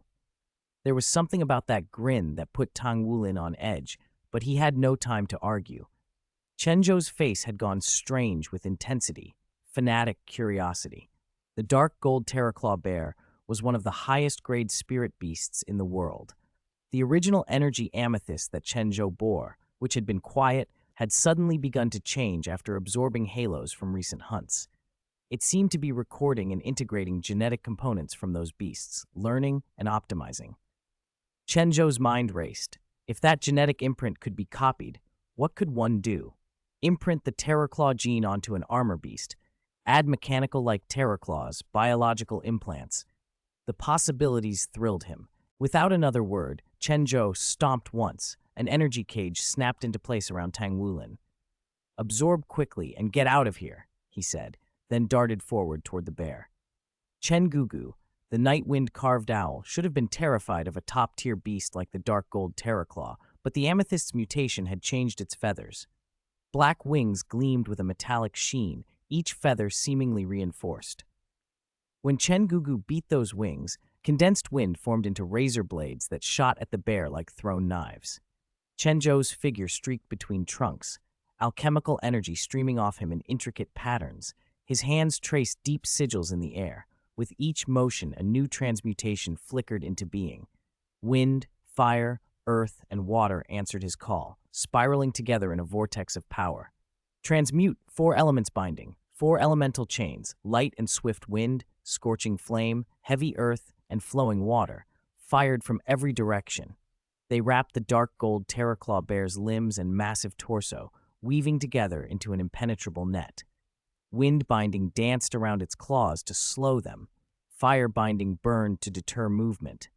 Earth binding bore down with crushing weight, and water binding coiled and tightened like living ropes. The 4 elements reinforced one another until the bear's terrible momentum was halted. For a moment, the forest held its breath as the dark gold Terraclaw Bear, mighty and ancient, struggled against Chen Zhou's elemental restraints. The net held fast, an alchemical trap binding beast and fate together, buying the time Chen Zhou needed and giving Tang Wulin a chance to finish what he had come for. The dark gold Terraclaw Bear bellowed, trying to break the restraints of the chains. Its dark gold claws slashed and tore at the energy bonds, but Chen Zhou's alchemy had already suppressed its strength. The 4 elemental forces he'd woven together held, forming a precarious balance. The beast struggled wildly, but it couldn't free itself quickly. Gu, Fei Gu, Fat Gu, descended from above, windblade gleaming, claws aimed straight for the bear's eyes. Even constrained, the bear's instincts were sharp. It snapped its head aside, and the wind blade bit the air, accomplishing nothing. Even optimized by the original energy amethyst, Fei Gu couldn't hope to match a dark gold Terraclaw Bear at the pinnacle of spirit beast bloodlines in a short contest. But Fei Gu had never been intended as the main attacker on the Spirit Ascension platform. Its role was support from the start. I meant to keep this as a trump card, Chen Zhou murmured, but using it on you is worth it. He drew a crystal that glowed yellow-brown from his storage spirit tool, an energy crystal, Earth, forged when the original energy amethyst absorbed the pure Earth element. Unlike the amethyst's raw energy, this crystal contained distilled Earth element power in its purest form. Alchemists had no rigid schools, powerful ones knew a little of everything. Shape. Earth armor. On the blasted plain, Chen Zhou stood, eyes steady. He crushed the crystal in his palm. A flood of Earth element energy burst outward. He shouted and sealed the force with practiced hands. Under his feet the ground answered. Rock and soil turned to dust and swirled, a sandstorm of particles condensing into thick, yellow-brown armor. This wasn't ordinary rock plate, but alchemy-enhanced earth, each grain humming with elemental power. The armor coated his body, a thin faceplate masking everything but two tiger-bright eyes. Draw deep from the elements, and alchemy yields twice the effect for half the effort. Transmute. Spear of Earth. Chen slammed his palms to the ground and funneled alchemical energy into the soil. The plane quivered and sharp stone spears erupted like the fangs of some buried leviathan, driving toward the dark gold Terraclaw bear. The bear hadn't expected such a move. It roared and swept its claws. The enhanced stone spears shattered like splinters against those colossal talons. Nothing stood against the might of such a supreme bloodline. 100-year-old dark gold Terraclaw bear could go toe-to-toe with 10,000-year spirit beasts. Chen's eyes narrowed behind his faceplate. Good. That made it interesting. Your genes will be mine. The bear, sensing Chen's intent, abandoned any pretense of restraint. The young prey that had drawn its attention had already triggered a distress signal and fled. Its remaining spiritual halo had been swallowed by Chen. Deprived of its meal, the beast went berserk. Crimson eyes flared with killing intent. The ground trembled under its weight, and it charged, claws arcing, to tear everything apart toward Chen Zhou. Chen didn't flinch. Calm, a sliver of excitement threaded through him. One chance remained. Transmute, Earth Barrier. Chen traced a complex alchemical array. Earth condensed into a thick wall that shot up between him and the bear. The monster struck it with a deafening impact. The barrier shattered, dust burying the plane. From that blown gap, Chen leapt forward with a long-handled broadsword he had shaped from compressed earth and stone, slashing for the bear's face. The bear, reacting on instinct, raised a claw to block. It fell for it. The so-called broadsword showed no real hardness. At the slightest contact, it crumbled into dust. Chen closed in. Life transformation. He caught one of the bear's massive forelimbs and lunged. The alchemical pattern he'd traced during seclusion, the technique he developed after his first time in the Spirit Ascension platform, activated. The arm he gripped vaporized into spiritual light, dispersed, and was drawn up into the original energy amethyst hovering above. Life transformation. He had taken inspiration from how spiritual halos were harvested in the platform and blended that with a high-level wizard spell, life extraction, then refashioned it into alchemy. This was something only an alchemist could do. To record a beast's genes, you didn't necessarily need to slay it, but the cost was severe. The technique demanded contact and an enormous expenditure of alchemical energy. After use, Chen would be left vulnerable, as a lamb before a bear. The bear howled, furious at the missing limb. It swiped with its remaining claws, sending Chen flying out of the platform. Its next sweep caught him clean and tore him apart, 3 horizontal slices in an instant. Cold and numbness spread through his body as darkness rushed in. And yet, as the world dimmed, Chen's heart brimmed with joy. In his mind, he saw an army of armored beasts, each wielding close combat implements like the dark gold Terraclaws, majestic, dominant, and standing proud above all others. Chapter 74, Successful Return. Quick, quick, save him. Doesn't this child recognize the dark gold Terraclaw bear? Why didn't he press the rescue beacon? Anxious voices echoed as Chen Zhou's consciousness crawled back. The numb chill in his body gradually eased, and light returned through the sliver of the cabinet. I'm back. I'm all right, he thought. It struck him as odd. By the accounts Wang Jingxi and the others had given, being cut to pieces inside the Spirit Ascension platform should have been excruciating and left severe aftereffects. The body used inside the platform wasn't their real, physical body. The system built a body-like shell from linked soul information, and the spiritual power they acquired there applied to the connected soul. Any lasting harm should have shown up on the soul spirit. So why did he feel normal? He had a half-formed theory, but the flood of light and commotion shoved his thoughts aside. How is he? Wu Zhongkong's face appeared over the metal cabinet. The next moment, it was shoved aside to reveal Long Hengsu, wearing an anxious, ugly smile as if praying for good news. Chen Zhou, are you all right? Teacher, could you step back, please? A staff member cut in before Long Hengsu could continue. They hurried forward and began a careful examination. They used an ice pop-like probe to test Chen Zhou's limbs and torso. Can you feel this? Any cold sensation? Yes. Chen Zhou answered without resisting. He knew his condition. Conscious, sensation intact. The staff exchanged puzzled looks. Rapid recovery after what should have been horrific trauma was unexpected. He didn't want to stay in the coffin-like cabinet. Chen Zhou grabbed the rim, hauled himself slowly upright, and felt a wave of exhaustion as his mind protested. But otherwise, everything seemed in order. That only reinforced his suspicion. The platform's damage hadn't produced the terrible aftereffects everyone had warned about. Chen Zhou, are you really all right? Tong Wulin, who had been sitting nearby, hustled to his side as soon as he saw him sit up, concern plain on his face. You're too close, Chen Zhou grumbled, frowning and pushing Tong Wulin away. He wasn't fond of fussing. Tang Wulin did not mean it as fussing. Chen Zhou had stayed behind to fight the dark gold Terraclaw bear and had shielded them. He felt grateful and relieved. Before he could say any more, Wu Zhangkong raised his voice, calm but authoritative. All right, since Chen Zhou is stable, everyone take a rest and recover. He glanced at Chen Zhou and gave a slight, satisfied nod. Chen Zhou stretched, confirmed there was no lingering pain, and moved aside to sit with his eyes closed. He let his mind replay the battle, the overwhelming presence of the dark gold Terraclaw bear, the Terror Claws, and the instant he managed to inscribe that gene fragment. The harvest had been enormous, despite the abrupt end to his run through the riotous platform. If he wanted, he could ascend to a Millennium Soul Spirit now. He had the dark gold Terraclaw bear's gene fragment, a top-tier bloodline from the Spirit Beast world, safely recorded. And there might even be a way back into the Spirit Ascension platform whenever he chose. A wild idea flickered across his face.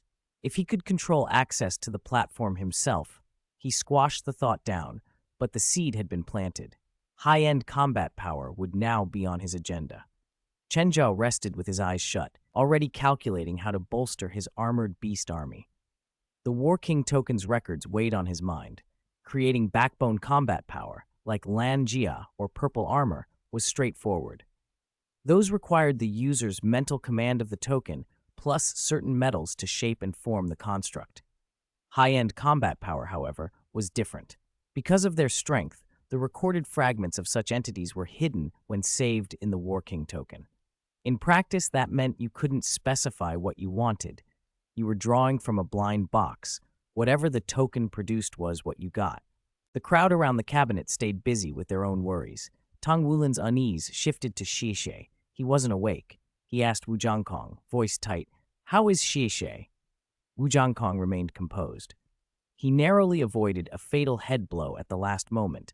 The spiritual conduction shock is still affecting him. He's unconscious for now, but his consciousness is clear. Hearing that eased Tong Wulin's tension.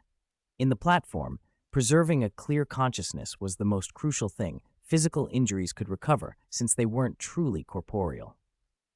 He peered through the cabinet's glass at Xie. The young man's face was pale and his body twitched. The left and right side movements were noticeably out of sync, a sign of after effects. A faint voice drifted up from inside. "Wulin, thank you." "Eh? What for?" Tong Wulin offered a wry smile. Xie managed a thin smile back. "Thank you for the 1,000 refined cloud titanium vest. It absorbed the blow to my shoulder and bought me time to react. If it hadn't, I probably wouldn't have avoided that head strike. The consequences would have been unimaginable." Tong Wulin blinked, suddenly seeing what had happened.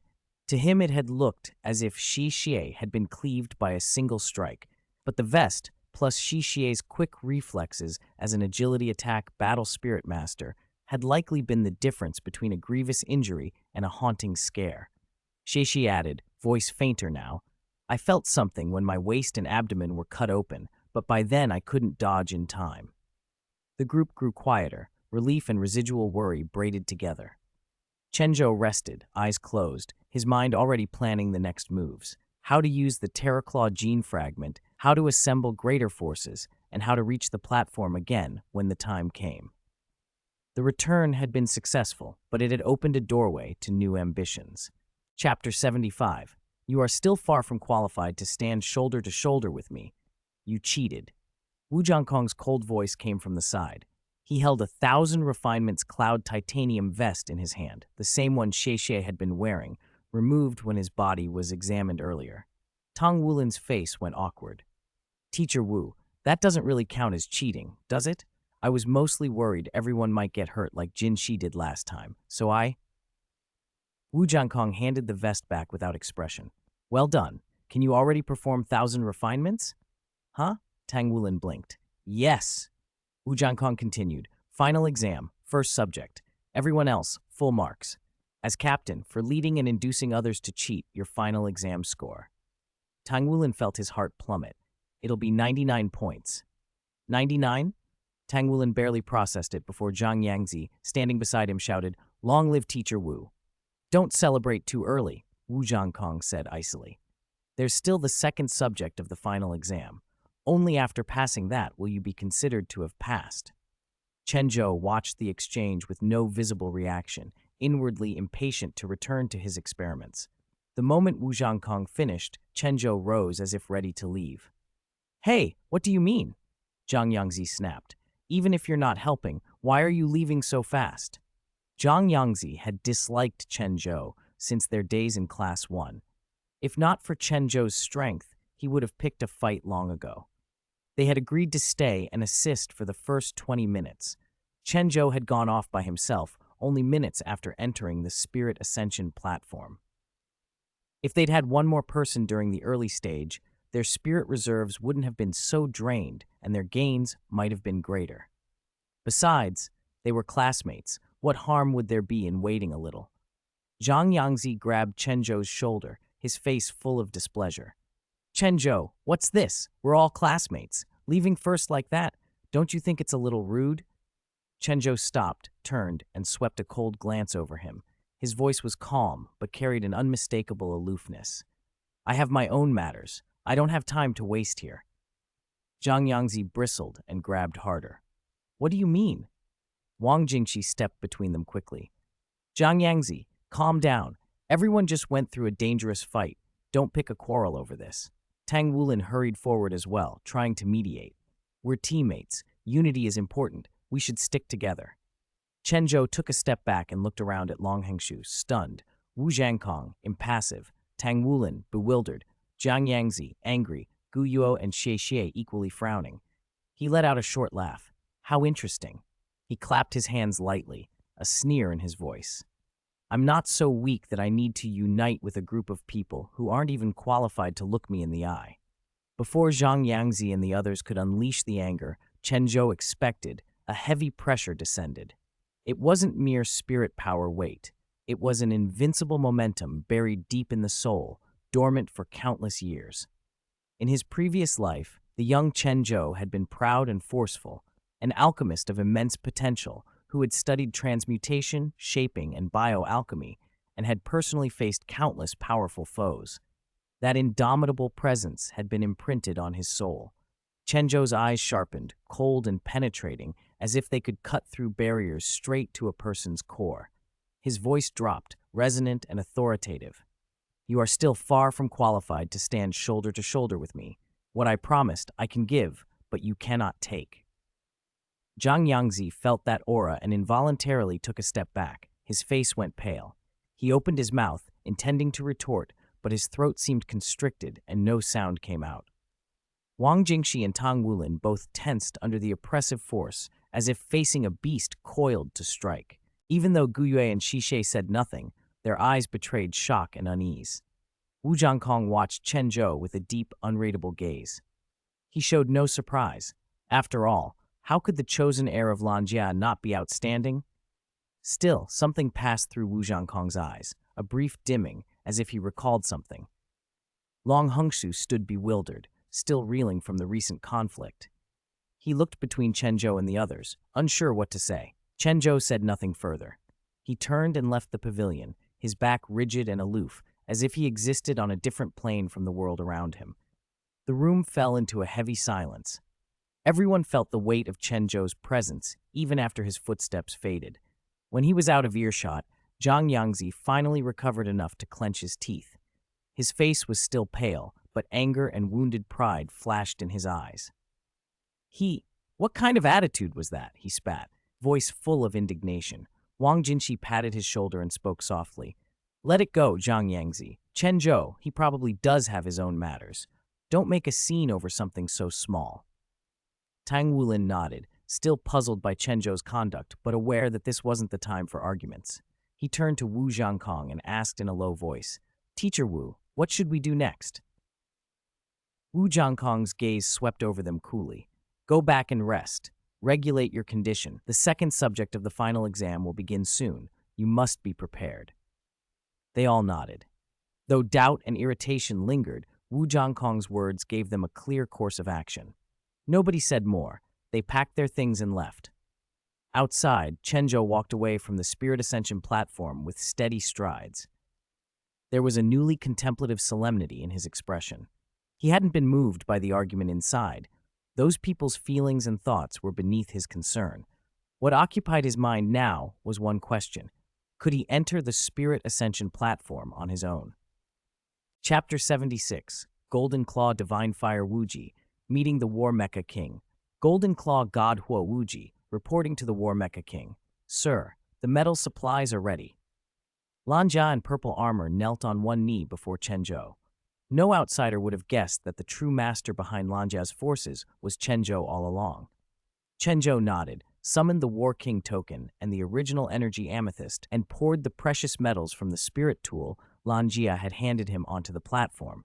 The pile, almost a small mountain, contained all kinds of alloys, with 9 curved gold and heavenly rhyme titanium in particular abundance. "I wonder which high-end combatant will appear." Chen Zhou was slightly uncertain. The War King Token recorded both the beast race and the machine race. He didn't linger on that, though. No matter the race, they would answer to him. At his thought, the War King Token activated, sending ripples like water that drew the metals together. They liquefied and began to take shape. The original energy Amethyst hovered above the token, releasing purple motes of energy. Thanks to recent gains from the Spirit Ascension platform, the nearly depleted Amethyst now held purer energy than before. As the purple particles suffused the metals, mysterious patterns and engravings appeared across their surfaces, ancient runes and intricate mechanical schematics. Chen Zhou watched the forming shapes with growing anticipation. Lanjia in purple armor did the same. If the high-end combatant emerging now belonged to the Armor Beast tribe, their tribe would gain tremendous prestige. Minute by minute, the forms resolved. "It's an armor beast," the Lanjia beast cried, unable to contain himself. He reverted to his original 3-meter-tall mechanical form, energy coursing through his frame, his mechanical eyes flashing excited red light. Purple armor mirrored him, kneeling but trembling with barely contained excitement. Chen Zhou allowed a flicker of satisfaction but remained composed, continuing to watch the transformation. As the final purple particle merged, the metal solidified into a massive armor beast covered in golden metal scales, each scale throwing back a cold gleam. Its 4 limbs were thick and powerful, its claws were razor-sharp, the front pair over a meter long and exuding an icy aura. It dwarfed Lanjia in purple armor several times over. The 9 curved gold rose into the air, forming a circular metal disc around the amethyst, as if waiting for the core energy to be bestowed. Chen Zhou frowned. There was more. A square core of heavenly rhyme titanium also ascended. Behind the golden armor beast, a slightly smaller machine race figure coalesced. Tall and upright, it radiated aggressive energy. Its metal body wore smooth, powerful lines. Every plate looked meticulously forged, both sturdy and flexible. White armor with silver inlays gave it a noble, cold bearing. The head was simple but technologically advanced, blue light pulsing in its eyes as if it could pierce all defenses.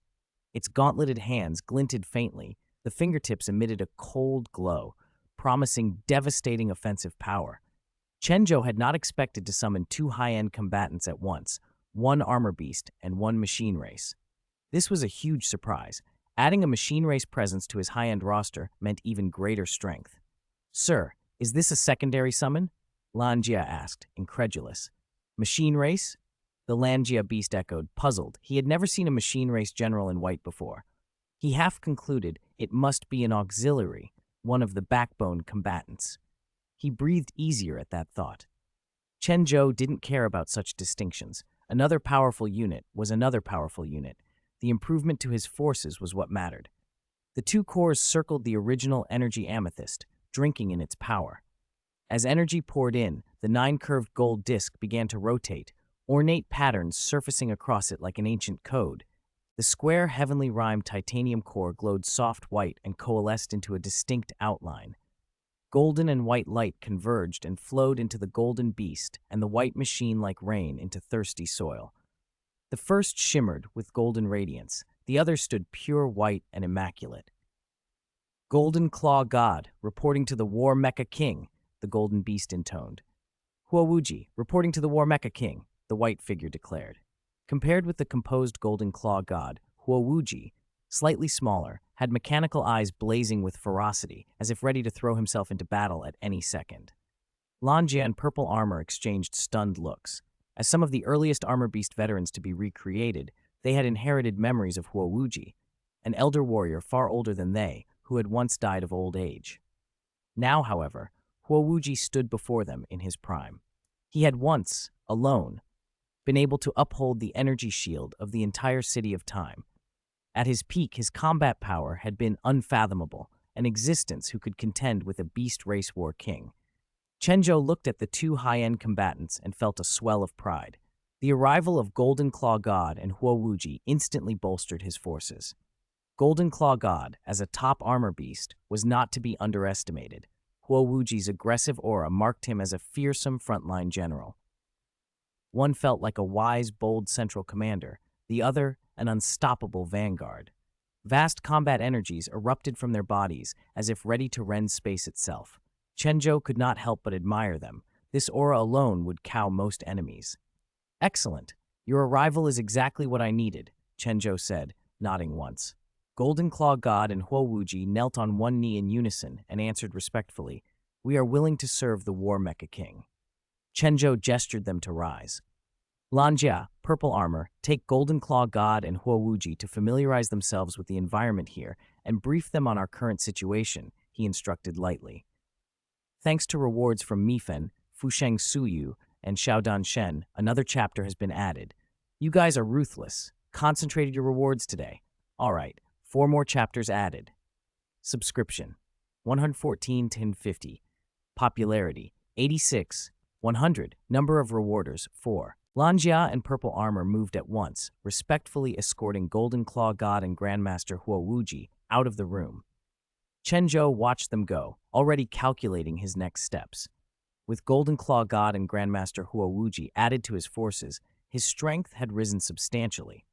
Now he needed to integrate them quickly and make a concrete plan.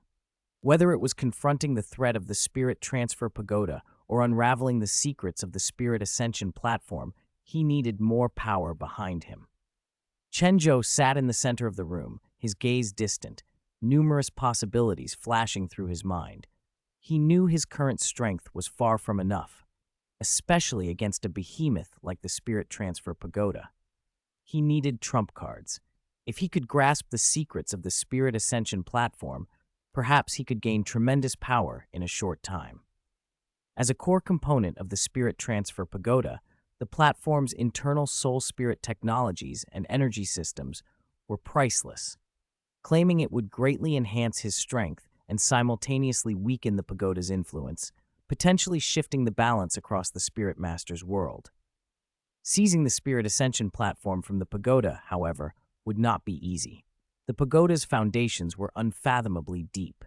Still, Chen Zhou wasn't without hope. He thought of genetic modification techniques and methods for rapidly accumulating original amethyst energy. A plan formed in his mind. Damn it, do it, he told himself. The Spirit Ascension platform must be mine. Resolute, he withdrew from the barren world and retreated to the 3rd floor to seclude himself.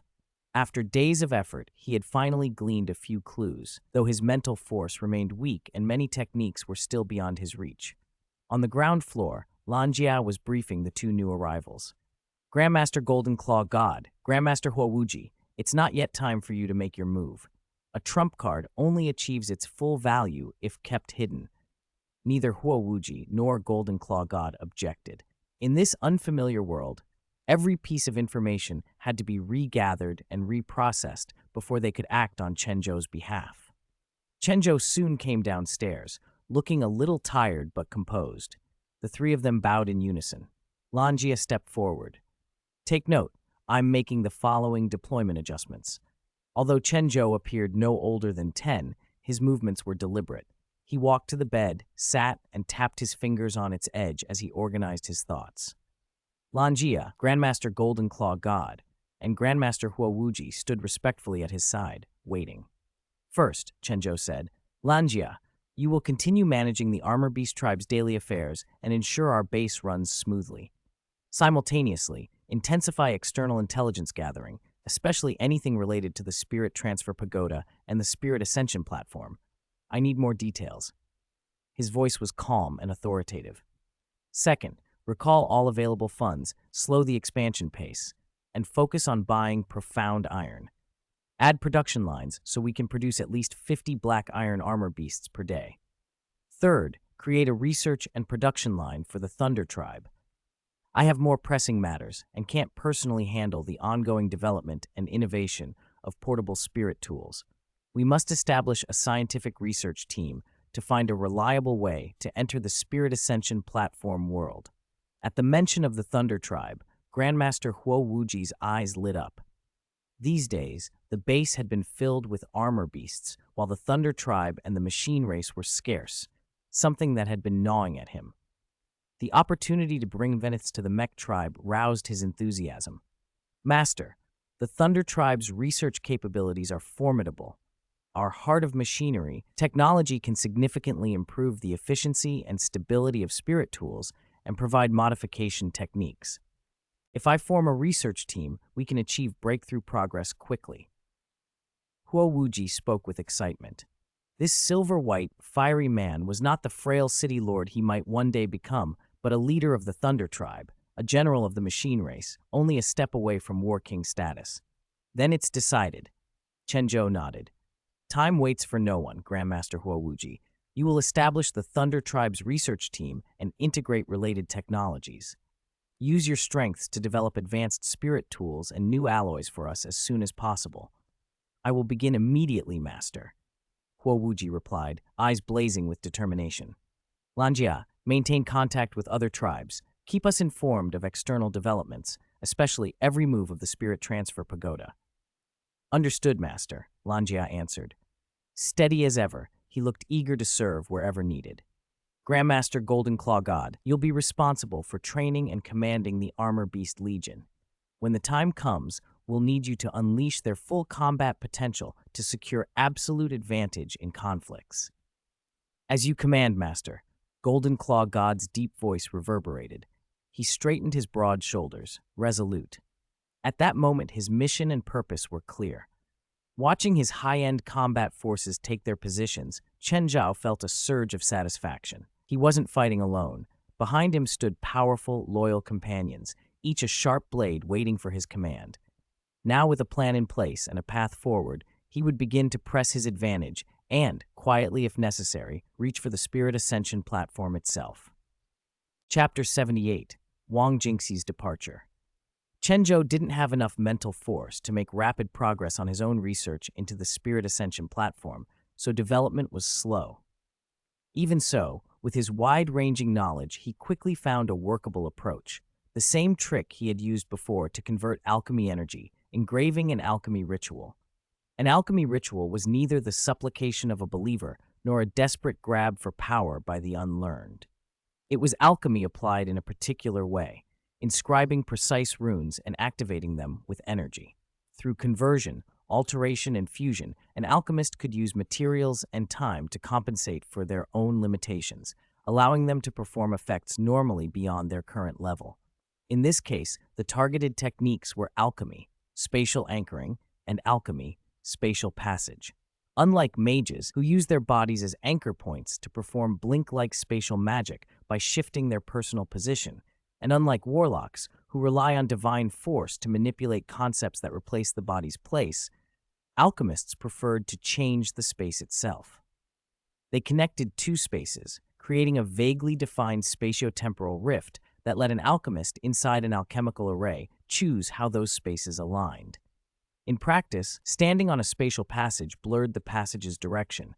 Guided by mental force, what was forward no longer pointed forward, but instead linked to another space entirely. It was painstaking work, but Chen Zhou was confident. He could patiently engrave the ritual over the next half year, and thereby smuggle himself into the Spirit Ascension platform, then study the platform's internal situation and figure out how to claim it. He only paused because Teacher Wu had insisted he take part in the second portion of the final exam. Otherwise, he wouldn't have stopped at all. The zero-class classroom was reserved. As first-year zero-class members, they were the top talents of their grade and deserved their own space. Chen Zhou arrived early, set Chen Gugu free to roam, and took out the outline of high-level mech forging he'd obtained from the East Sea Legion. The mechs he'd seen on Douluo Star were crude by his standards, but the book contained some intriguing ideas. The author proposed that mechs shouldn't be merely heavy mechanical shells. Instead, they should be material constructs integrated with souls. By modifying a mech's soul, one could give it more efficient combat abilities and even independent thinking. It reminded Chen Zhou of methods from his previous life, expensive but effective. Time passed and the zero-class students filtered in. When everyone had gathered, Wu Zhongkong walked into the room and looked them over. "Follow me," he said. "We're going to begin the second part of the final exam." After ensuring the whole class was present, he began. "Teacher Wu." At that moment, Wang Jingxi stood up abruptly. The room fell quiet. Chen Zhou watched from the back. Tang Wulin's eyes snapped to him as well, a vague sense that something important was about to happen flickering across his face. "Teacher Wu," Wang Jingxi said, calm but resolute, "I've decided to give up the opportunity to cultivate with Tang Wulin." The announcement stunned several classmates. Zhang Yangzi's expression shifted into disbelief and something deeper. Wu Zhongkong's voice was serious as he asked, "Have you thought this through?" Wang Jingxi nodded. "I have. Cultivating with Tang Wulin might bring me more immediate personal gain. But Yangzi and I grew up together. We're practically brothers. I can't let my choice harm him, and I couldn't live with that. From what we've seen, spirit fusion skills have a far greater effect on our development. We're already 2-ring spirit grandmasters. Talent isn't the issue. I've decided to keep cultivating with Yangzi."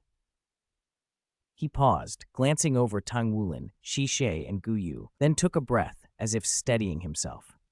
"There's another thing. Teacher Wu, thank you for your guidance this semester, and thank you to my companions. I'm sorry, but I've decided to transfer schools. Tang Wulin's bloodline aura affects me too strongly. If I stay at the academy, I'll be subtly influenced. These past few days, unable to cultivate with him, I've felt repressed. I can't sleep or concentrate, and the pressure inside me keeps growing. I can't risk becoming dependent or following him mentally. Maybe by leaving and cultivating elsewhere for a while, I can recover." Tang Wulin stood up, his face anxious. "Jingxi, if my presence affects you that much, I can keep my distance. You don't have to transfer." Wang Jingxi let out a weary smile and shook his head. "Don't be foolish, Tang Wulin. This isn't your fault, and you can't control the pull of your bloodline. It's changing things inside me, not in you. This won't change our friendship. It only means we can't cultivate together anymore. I've felt this psychological strain since the class promotion competition, but I kept avoiding it. I can cultivate well with Yangzi. You don't have to worry. As for my contract with the academy, Teacher Wu, please handle it. My father and I have discussed it. We will compensate the academy for the resources used this semester. I'm sorry." He bowed deeply to Wu Zhongkong. When he lowered his head, 2 small puddles of water fell to the floor. No one was surprised that Wang Jingxi was reluctant to leave. After a semester spent cultivating side by side, they had become closer than friends. The 4 of them moved like a single unit in battle, able even to take down powerful spirit beasts like the 100-year man-faced demon spider. Still, Wang Jingxi's reluctance couldn't change what he felt. When he cultivated with Tang Wulin, the influence was positive, but the last few days without joint sessions had made him realize how deeply entangled he'd become. The thought of growing dependent, of turning into someone who followed Tang Wulin's lead mentally, was unbearable. He understood something others might not. Bloodline and spirit complemented each other. The stronger a spirit's power, the stronger its bloodline aura would be. Right now, his spirit power was higher than Tang Wulin's, but the aura's pull was already significant. If Tang Wulin were to catch up or surpass him later, the consequences could be severe. With that knowledge and the steady support of Zhang Yangzi, Wang Jinshi forced himself to make this painful decision. The classroom held its breath for a moment before the final exam began, but the change had already been set into motion. Chapter 79. I'm just letting you know. Jinshi! Zhang Yangzi leapt to his feet, flung his arms around Wang Jinshi, and held him tight. Tears streamed down his face. The last few days had been torment. Losing a partner with a spirit fusion ability meant being reduced to an ordinary spirit master. His cultivation might slow, his family status could suffer. In their world, strength determined everything, but Wang Jinshi's firm words erased Zhang Yangzi's fears. Friendship mattered more than rank. Zhang's heart swelled with relief and gratitude. Wu Jiankong kept his expression unreadable, but Xie Xie caught the softening in his eyes. All right, Wu said. Since you've made your decision, don't worry about anything else. I'll coordinate with the academy. I expect both your families to handle the rest properly. Maybe this is the right path. Wu Jiankong tugged down his brows and asked simply, So, are you still planning to take today's final exam with me? Wang Jinshi forced a bitter smile. I'm sorry, Teacher Wu. With how Yangzi and I are feeling, I don't think we can take the exam today. Wu Lin, Xie Xie, Gu Wei, do your best. Don't let us hold you back. You're all the strongest. We'll meet again, and maybe by then we'll be your challengers. We'll speed up our growth and won't fall behind. Tears and smiles mixed on his face. He clenched his fists and waved wildly at Tang Wulin. Tang Wulin rushed forward and wrapped both Wang Jingxi and Zhang Yangzi in a tight embrace, crying openly. The exam will continue tomorrow, Wu added, then strode out of the classroom. Ah? Chen Zhou, who had been watching, blinked at Wu Jiankong's retreating back, stunned. No, if someone left, fine. But the exam must go on. He'd shelved projects worth thousands of gold a minute to be here. Watching Wu walk away, Chen Zhou pursed his lips and swallowed the words he wanted to say. He felt deflated and at a loss. The strategic deployments had already been issued. They needed no tweaks or real-time oversight. Whether it was Golden Claw God or Huo Wuji, both had full access to inherited memory management of their regions, and Lanjia could fill any gaps. What Jishou Chamber of Commerce and the Supreme Research Group lacked now was simply time. As time passed, they would only grow stronger. No one suspected the Jishou Chamber of Commerce's on-the-ground staff were merely transformed black iron armor beasts. Talk of infiltration or defection was nonsense. If anything, those moves had been carefully choreographed by Lan Jia and company. Needing to move after being stuck, Chen Zhou left the gate and stared at the busy city outside. He realized he'd never really explored Donghai City since arriving from Aolai. After hesitating a moment, he gave himself a break. Donghai had a long history and a special geography, rich resources, and a lively street life. He wandered down the main road, a cacophony of voices, hawkers shouting, and the scent of street food everywhere. A stall's aroma pulled him in. Little brother, want some seafood pancakes? The vendor called cheerfully. Chen Zhou nodded, bought one, and the first bite made him exclaim, This is good. The vendor beamed and went back to calling customers. Chen felt a weight lift from his chest. How long had it been since he'd lived simply like this, just a day as an ordinary person? The pursuit of truth, the hunger for extremes, the relentless drive to improve his abilities, he'd forgotten the small joys. His life of experiments and study had become dry. Laughter and play had been crowded out. As he slowly savored the pancake, memories flashed by and a gentle melancholy tugged at him. Actually, relaxing is a kind of cultivation too, he murmured. For a moment the softness faded and his usual sternness returned, as if a large hand smoothed his emotions. The power to sink into someone's soul, his sense of it, reasserted itself. What an interesting ability, he thought, smiling at the idea, and sent out a probing thread of mental force.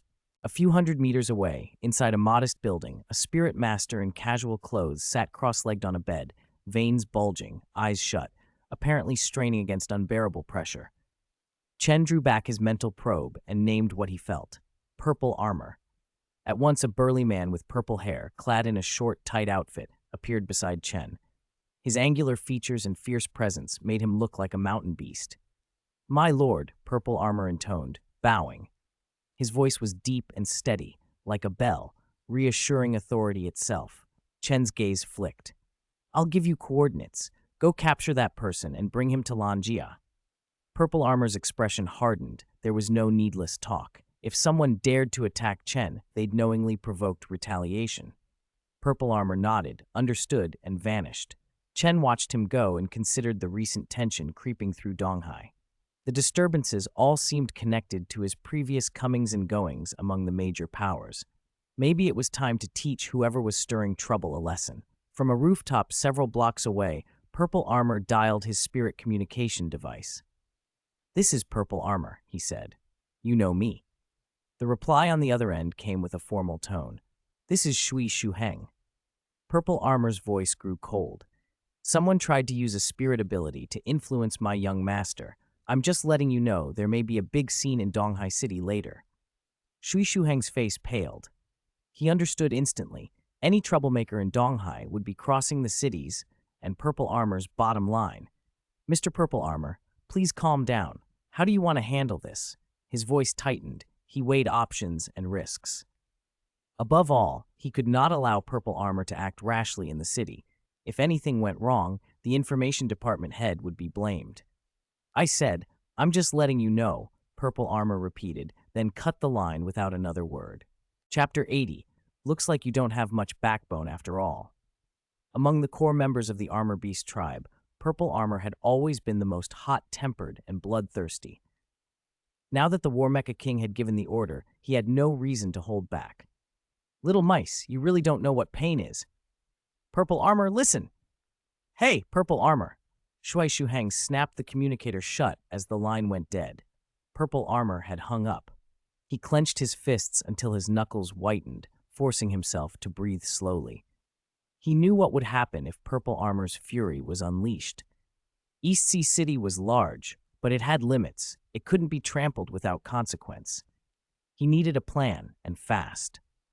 The incident had come at a fragile moment. The Jisho Chamber of Commerce and the East Sea Legion were still in the honeymoon phase of their cooperation. Whoever had provoked this had judged Purple Armor's temperament perfectly. They'd used a pawn to spark a fight between the Chamber and the Legion, aiming to break the alliance. Shui Shuheng's aged face darkened with barely controlled anger. He would not allow this. He would not allow the Federation to waste this unprecedented chance to root out internal parasites. Notify the Mecha Department to deploy to East Sea City. Information Department, activate the emergency plan. Block any negative reports immediately, he ordered, his voice regaining a brittle calm. He pressed the communicator and called again. As a high-ranking official of East Sea City, he had both the authority and the resources to act. "Sun Jing, this is Shui Shuheng. Send every available mecha unit to East Sea City. Keep the city secure. Do not intervene with Purple Armor's actions. Provide support and convenience if necessary." He stood by the window, staring out at the city as unease tightened in his chest. Whoever was behind this was not a lone actor. Shrek, Tang Sect, Spirit Transfer Pagoda, or perhaps those stray dogs who couldn't bring themselves to abandon their former homes. His cloudy old eyes flashed like the glare of a caged beast, his silver hair stirring as if a long-dormant storm were about to break.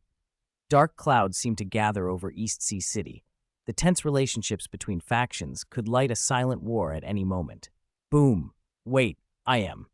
Before the spirit master beneath him could finish, Purple Armor clamped a huge hand over the man's mouth. "Shh," he said. "I don't like little mice chattering." Pulling the man into the shadows, Purple Armor's features shifted and hardened. The grin on his face was cruel and anticipatory, as if he were tasting a coming feast. "Come on, little mouse. Take me to the real prey," he murmured, excitement threading his voice.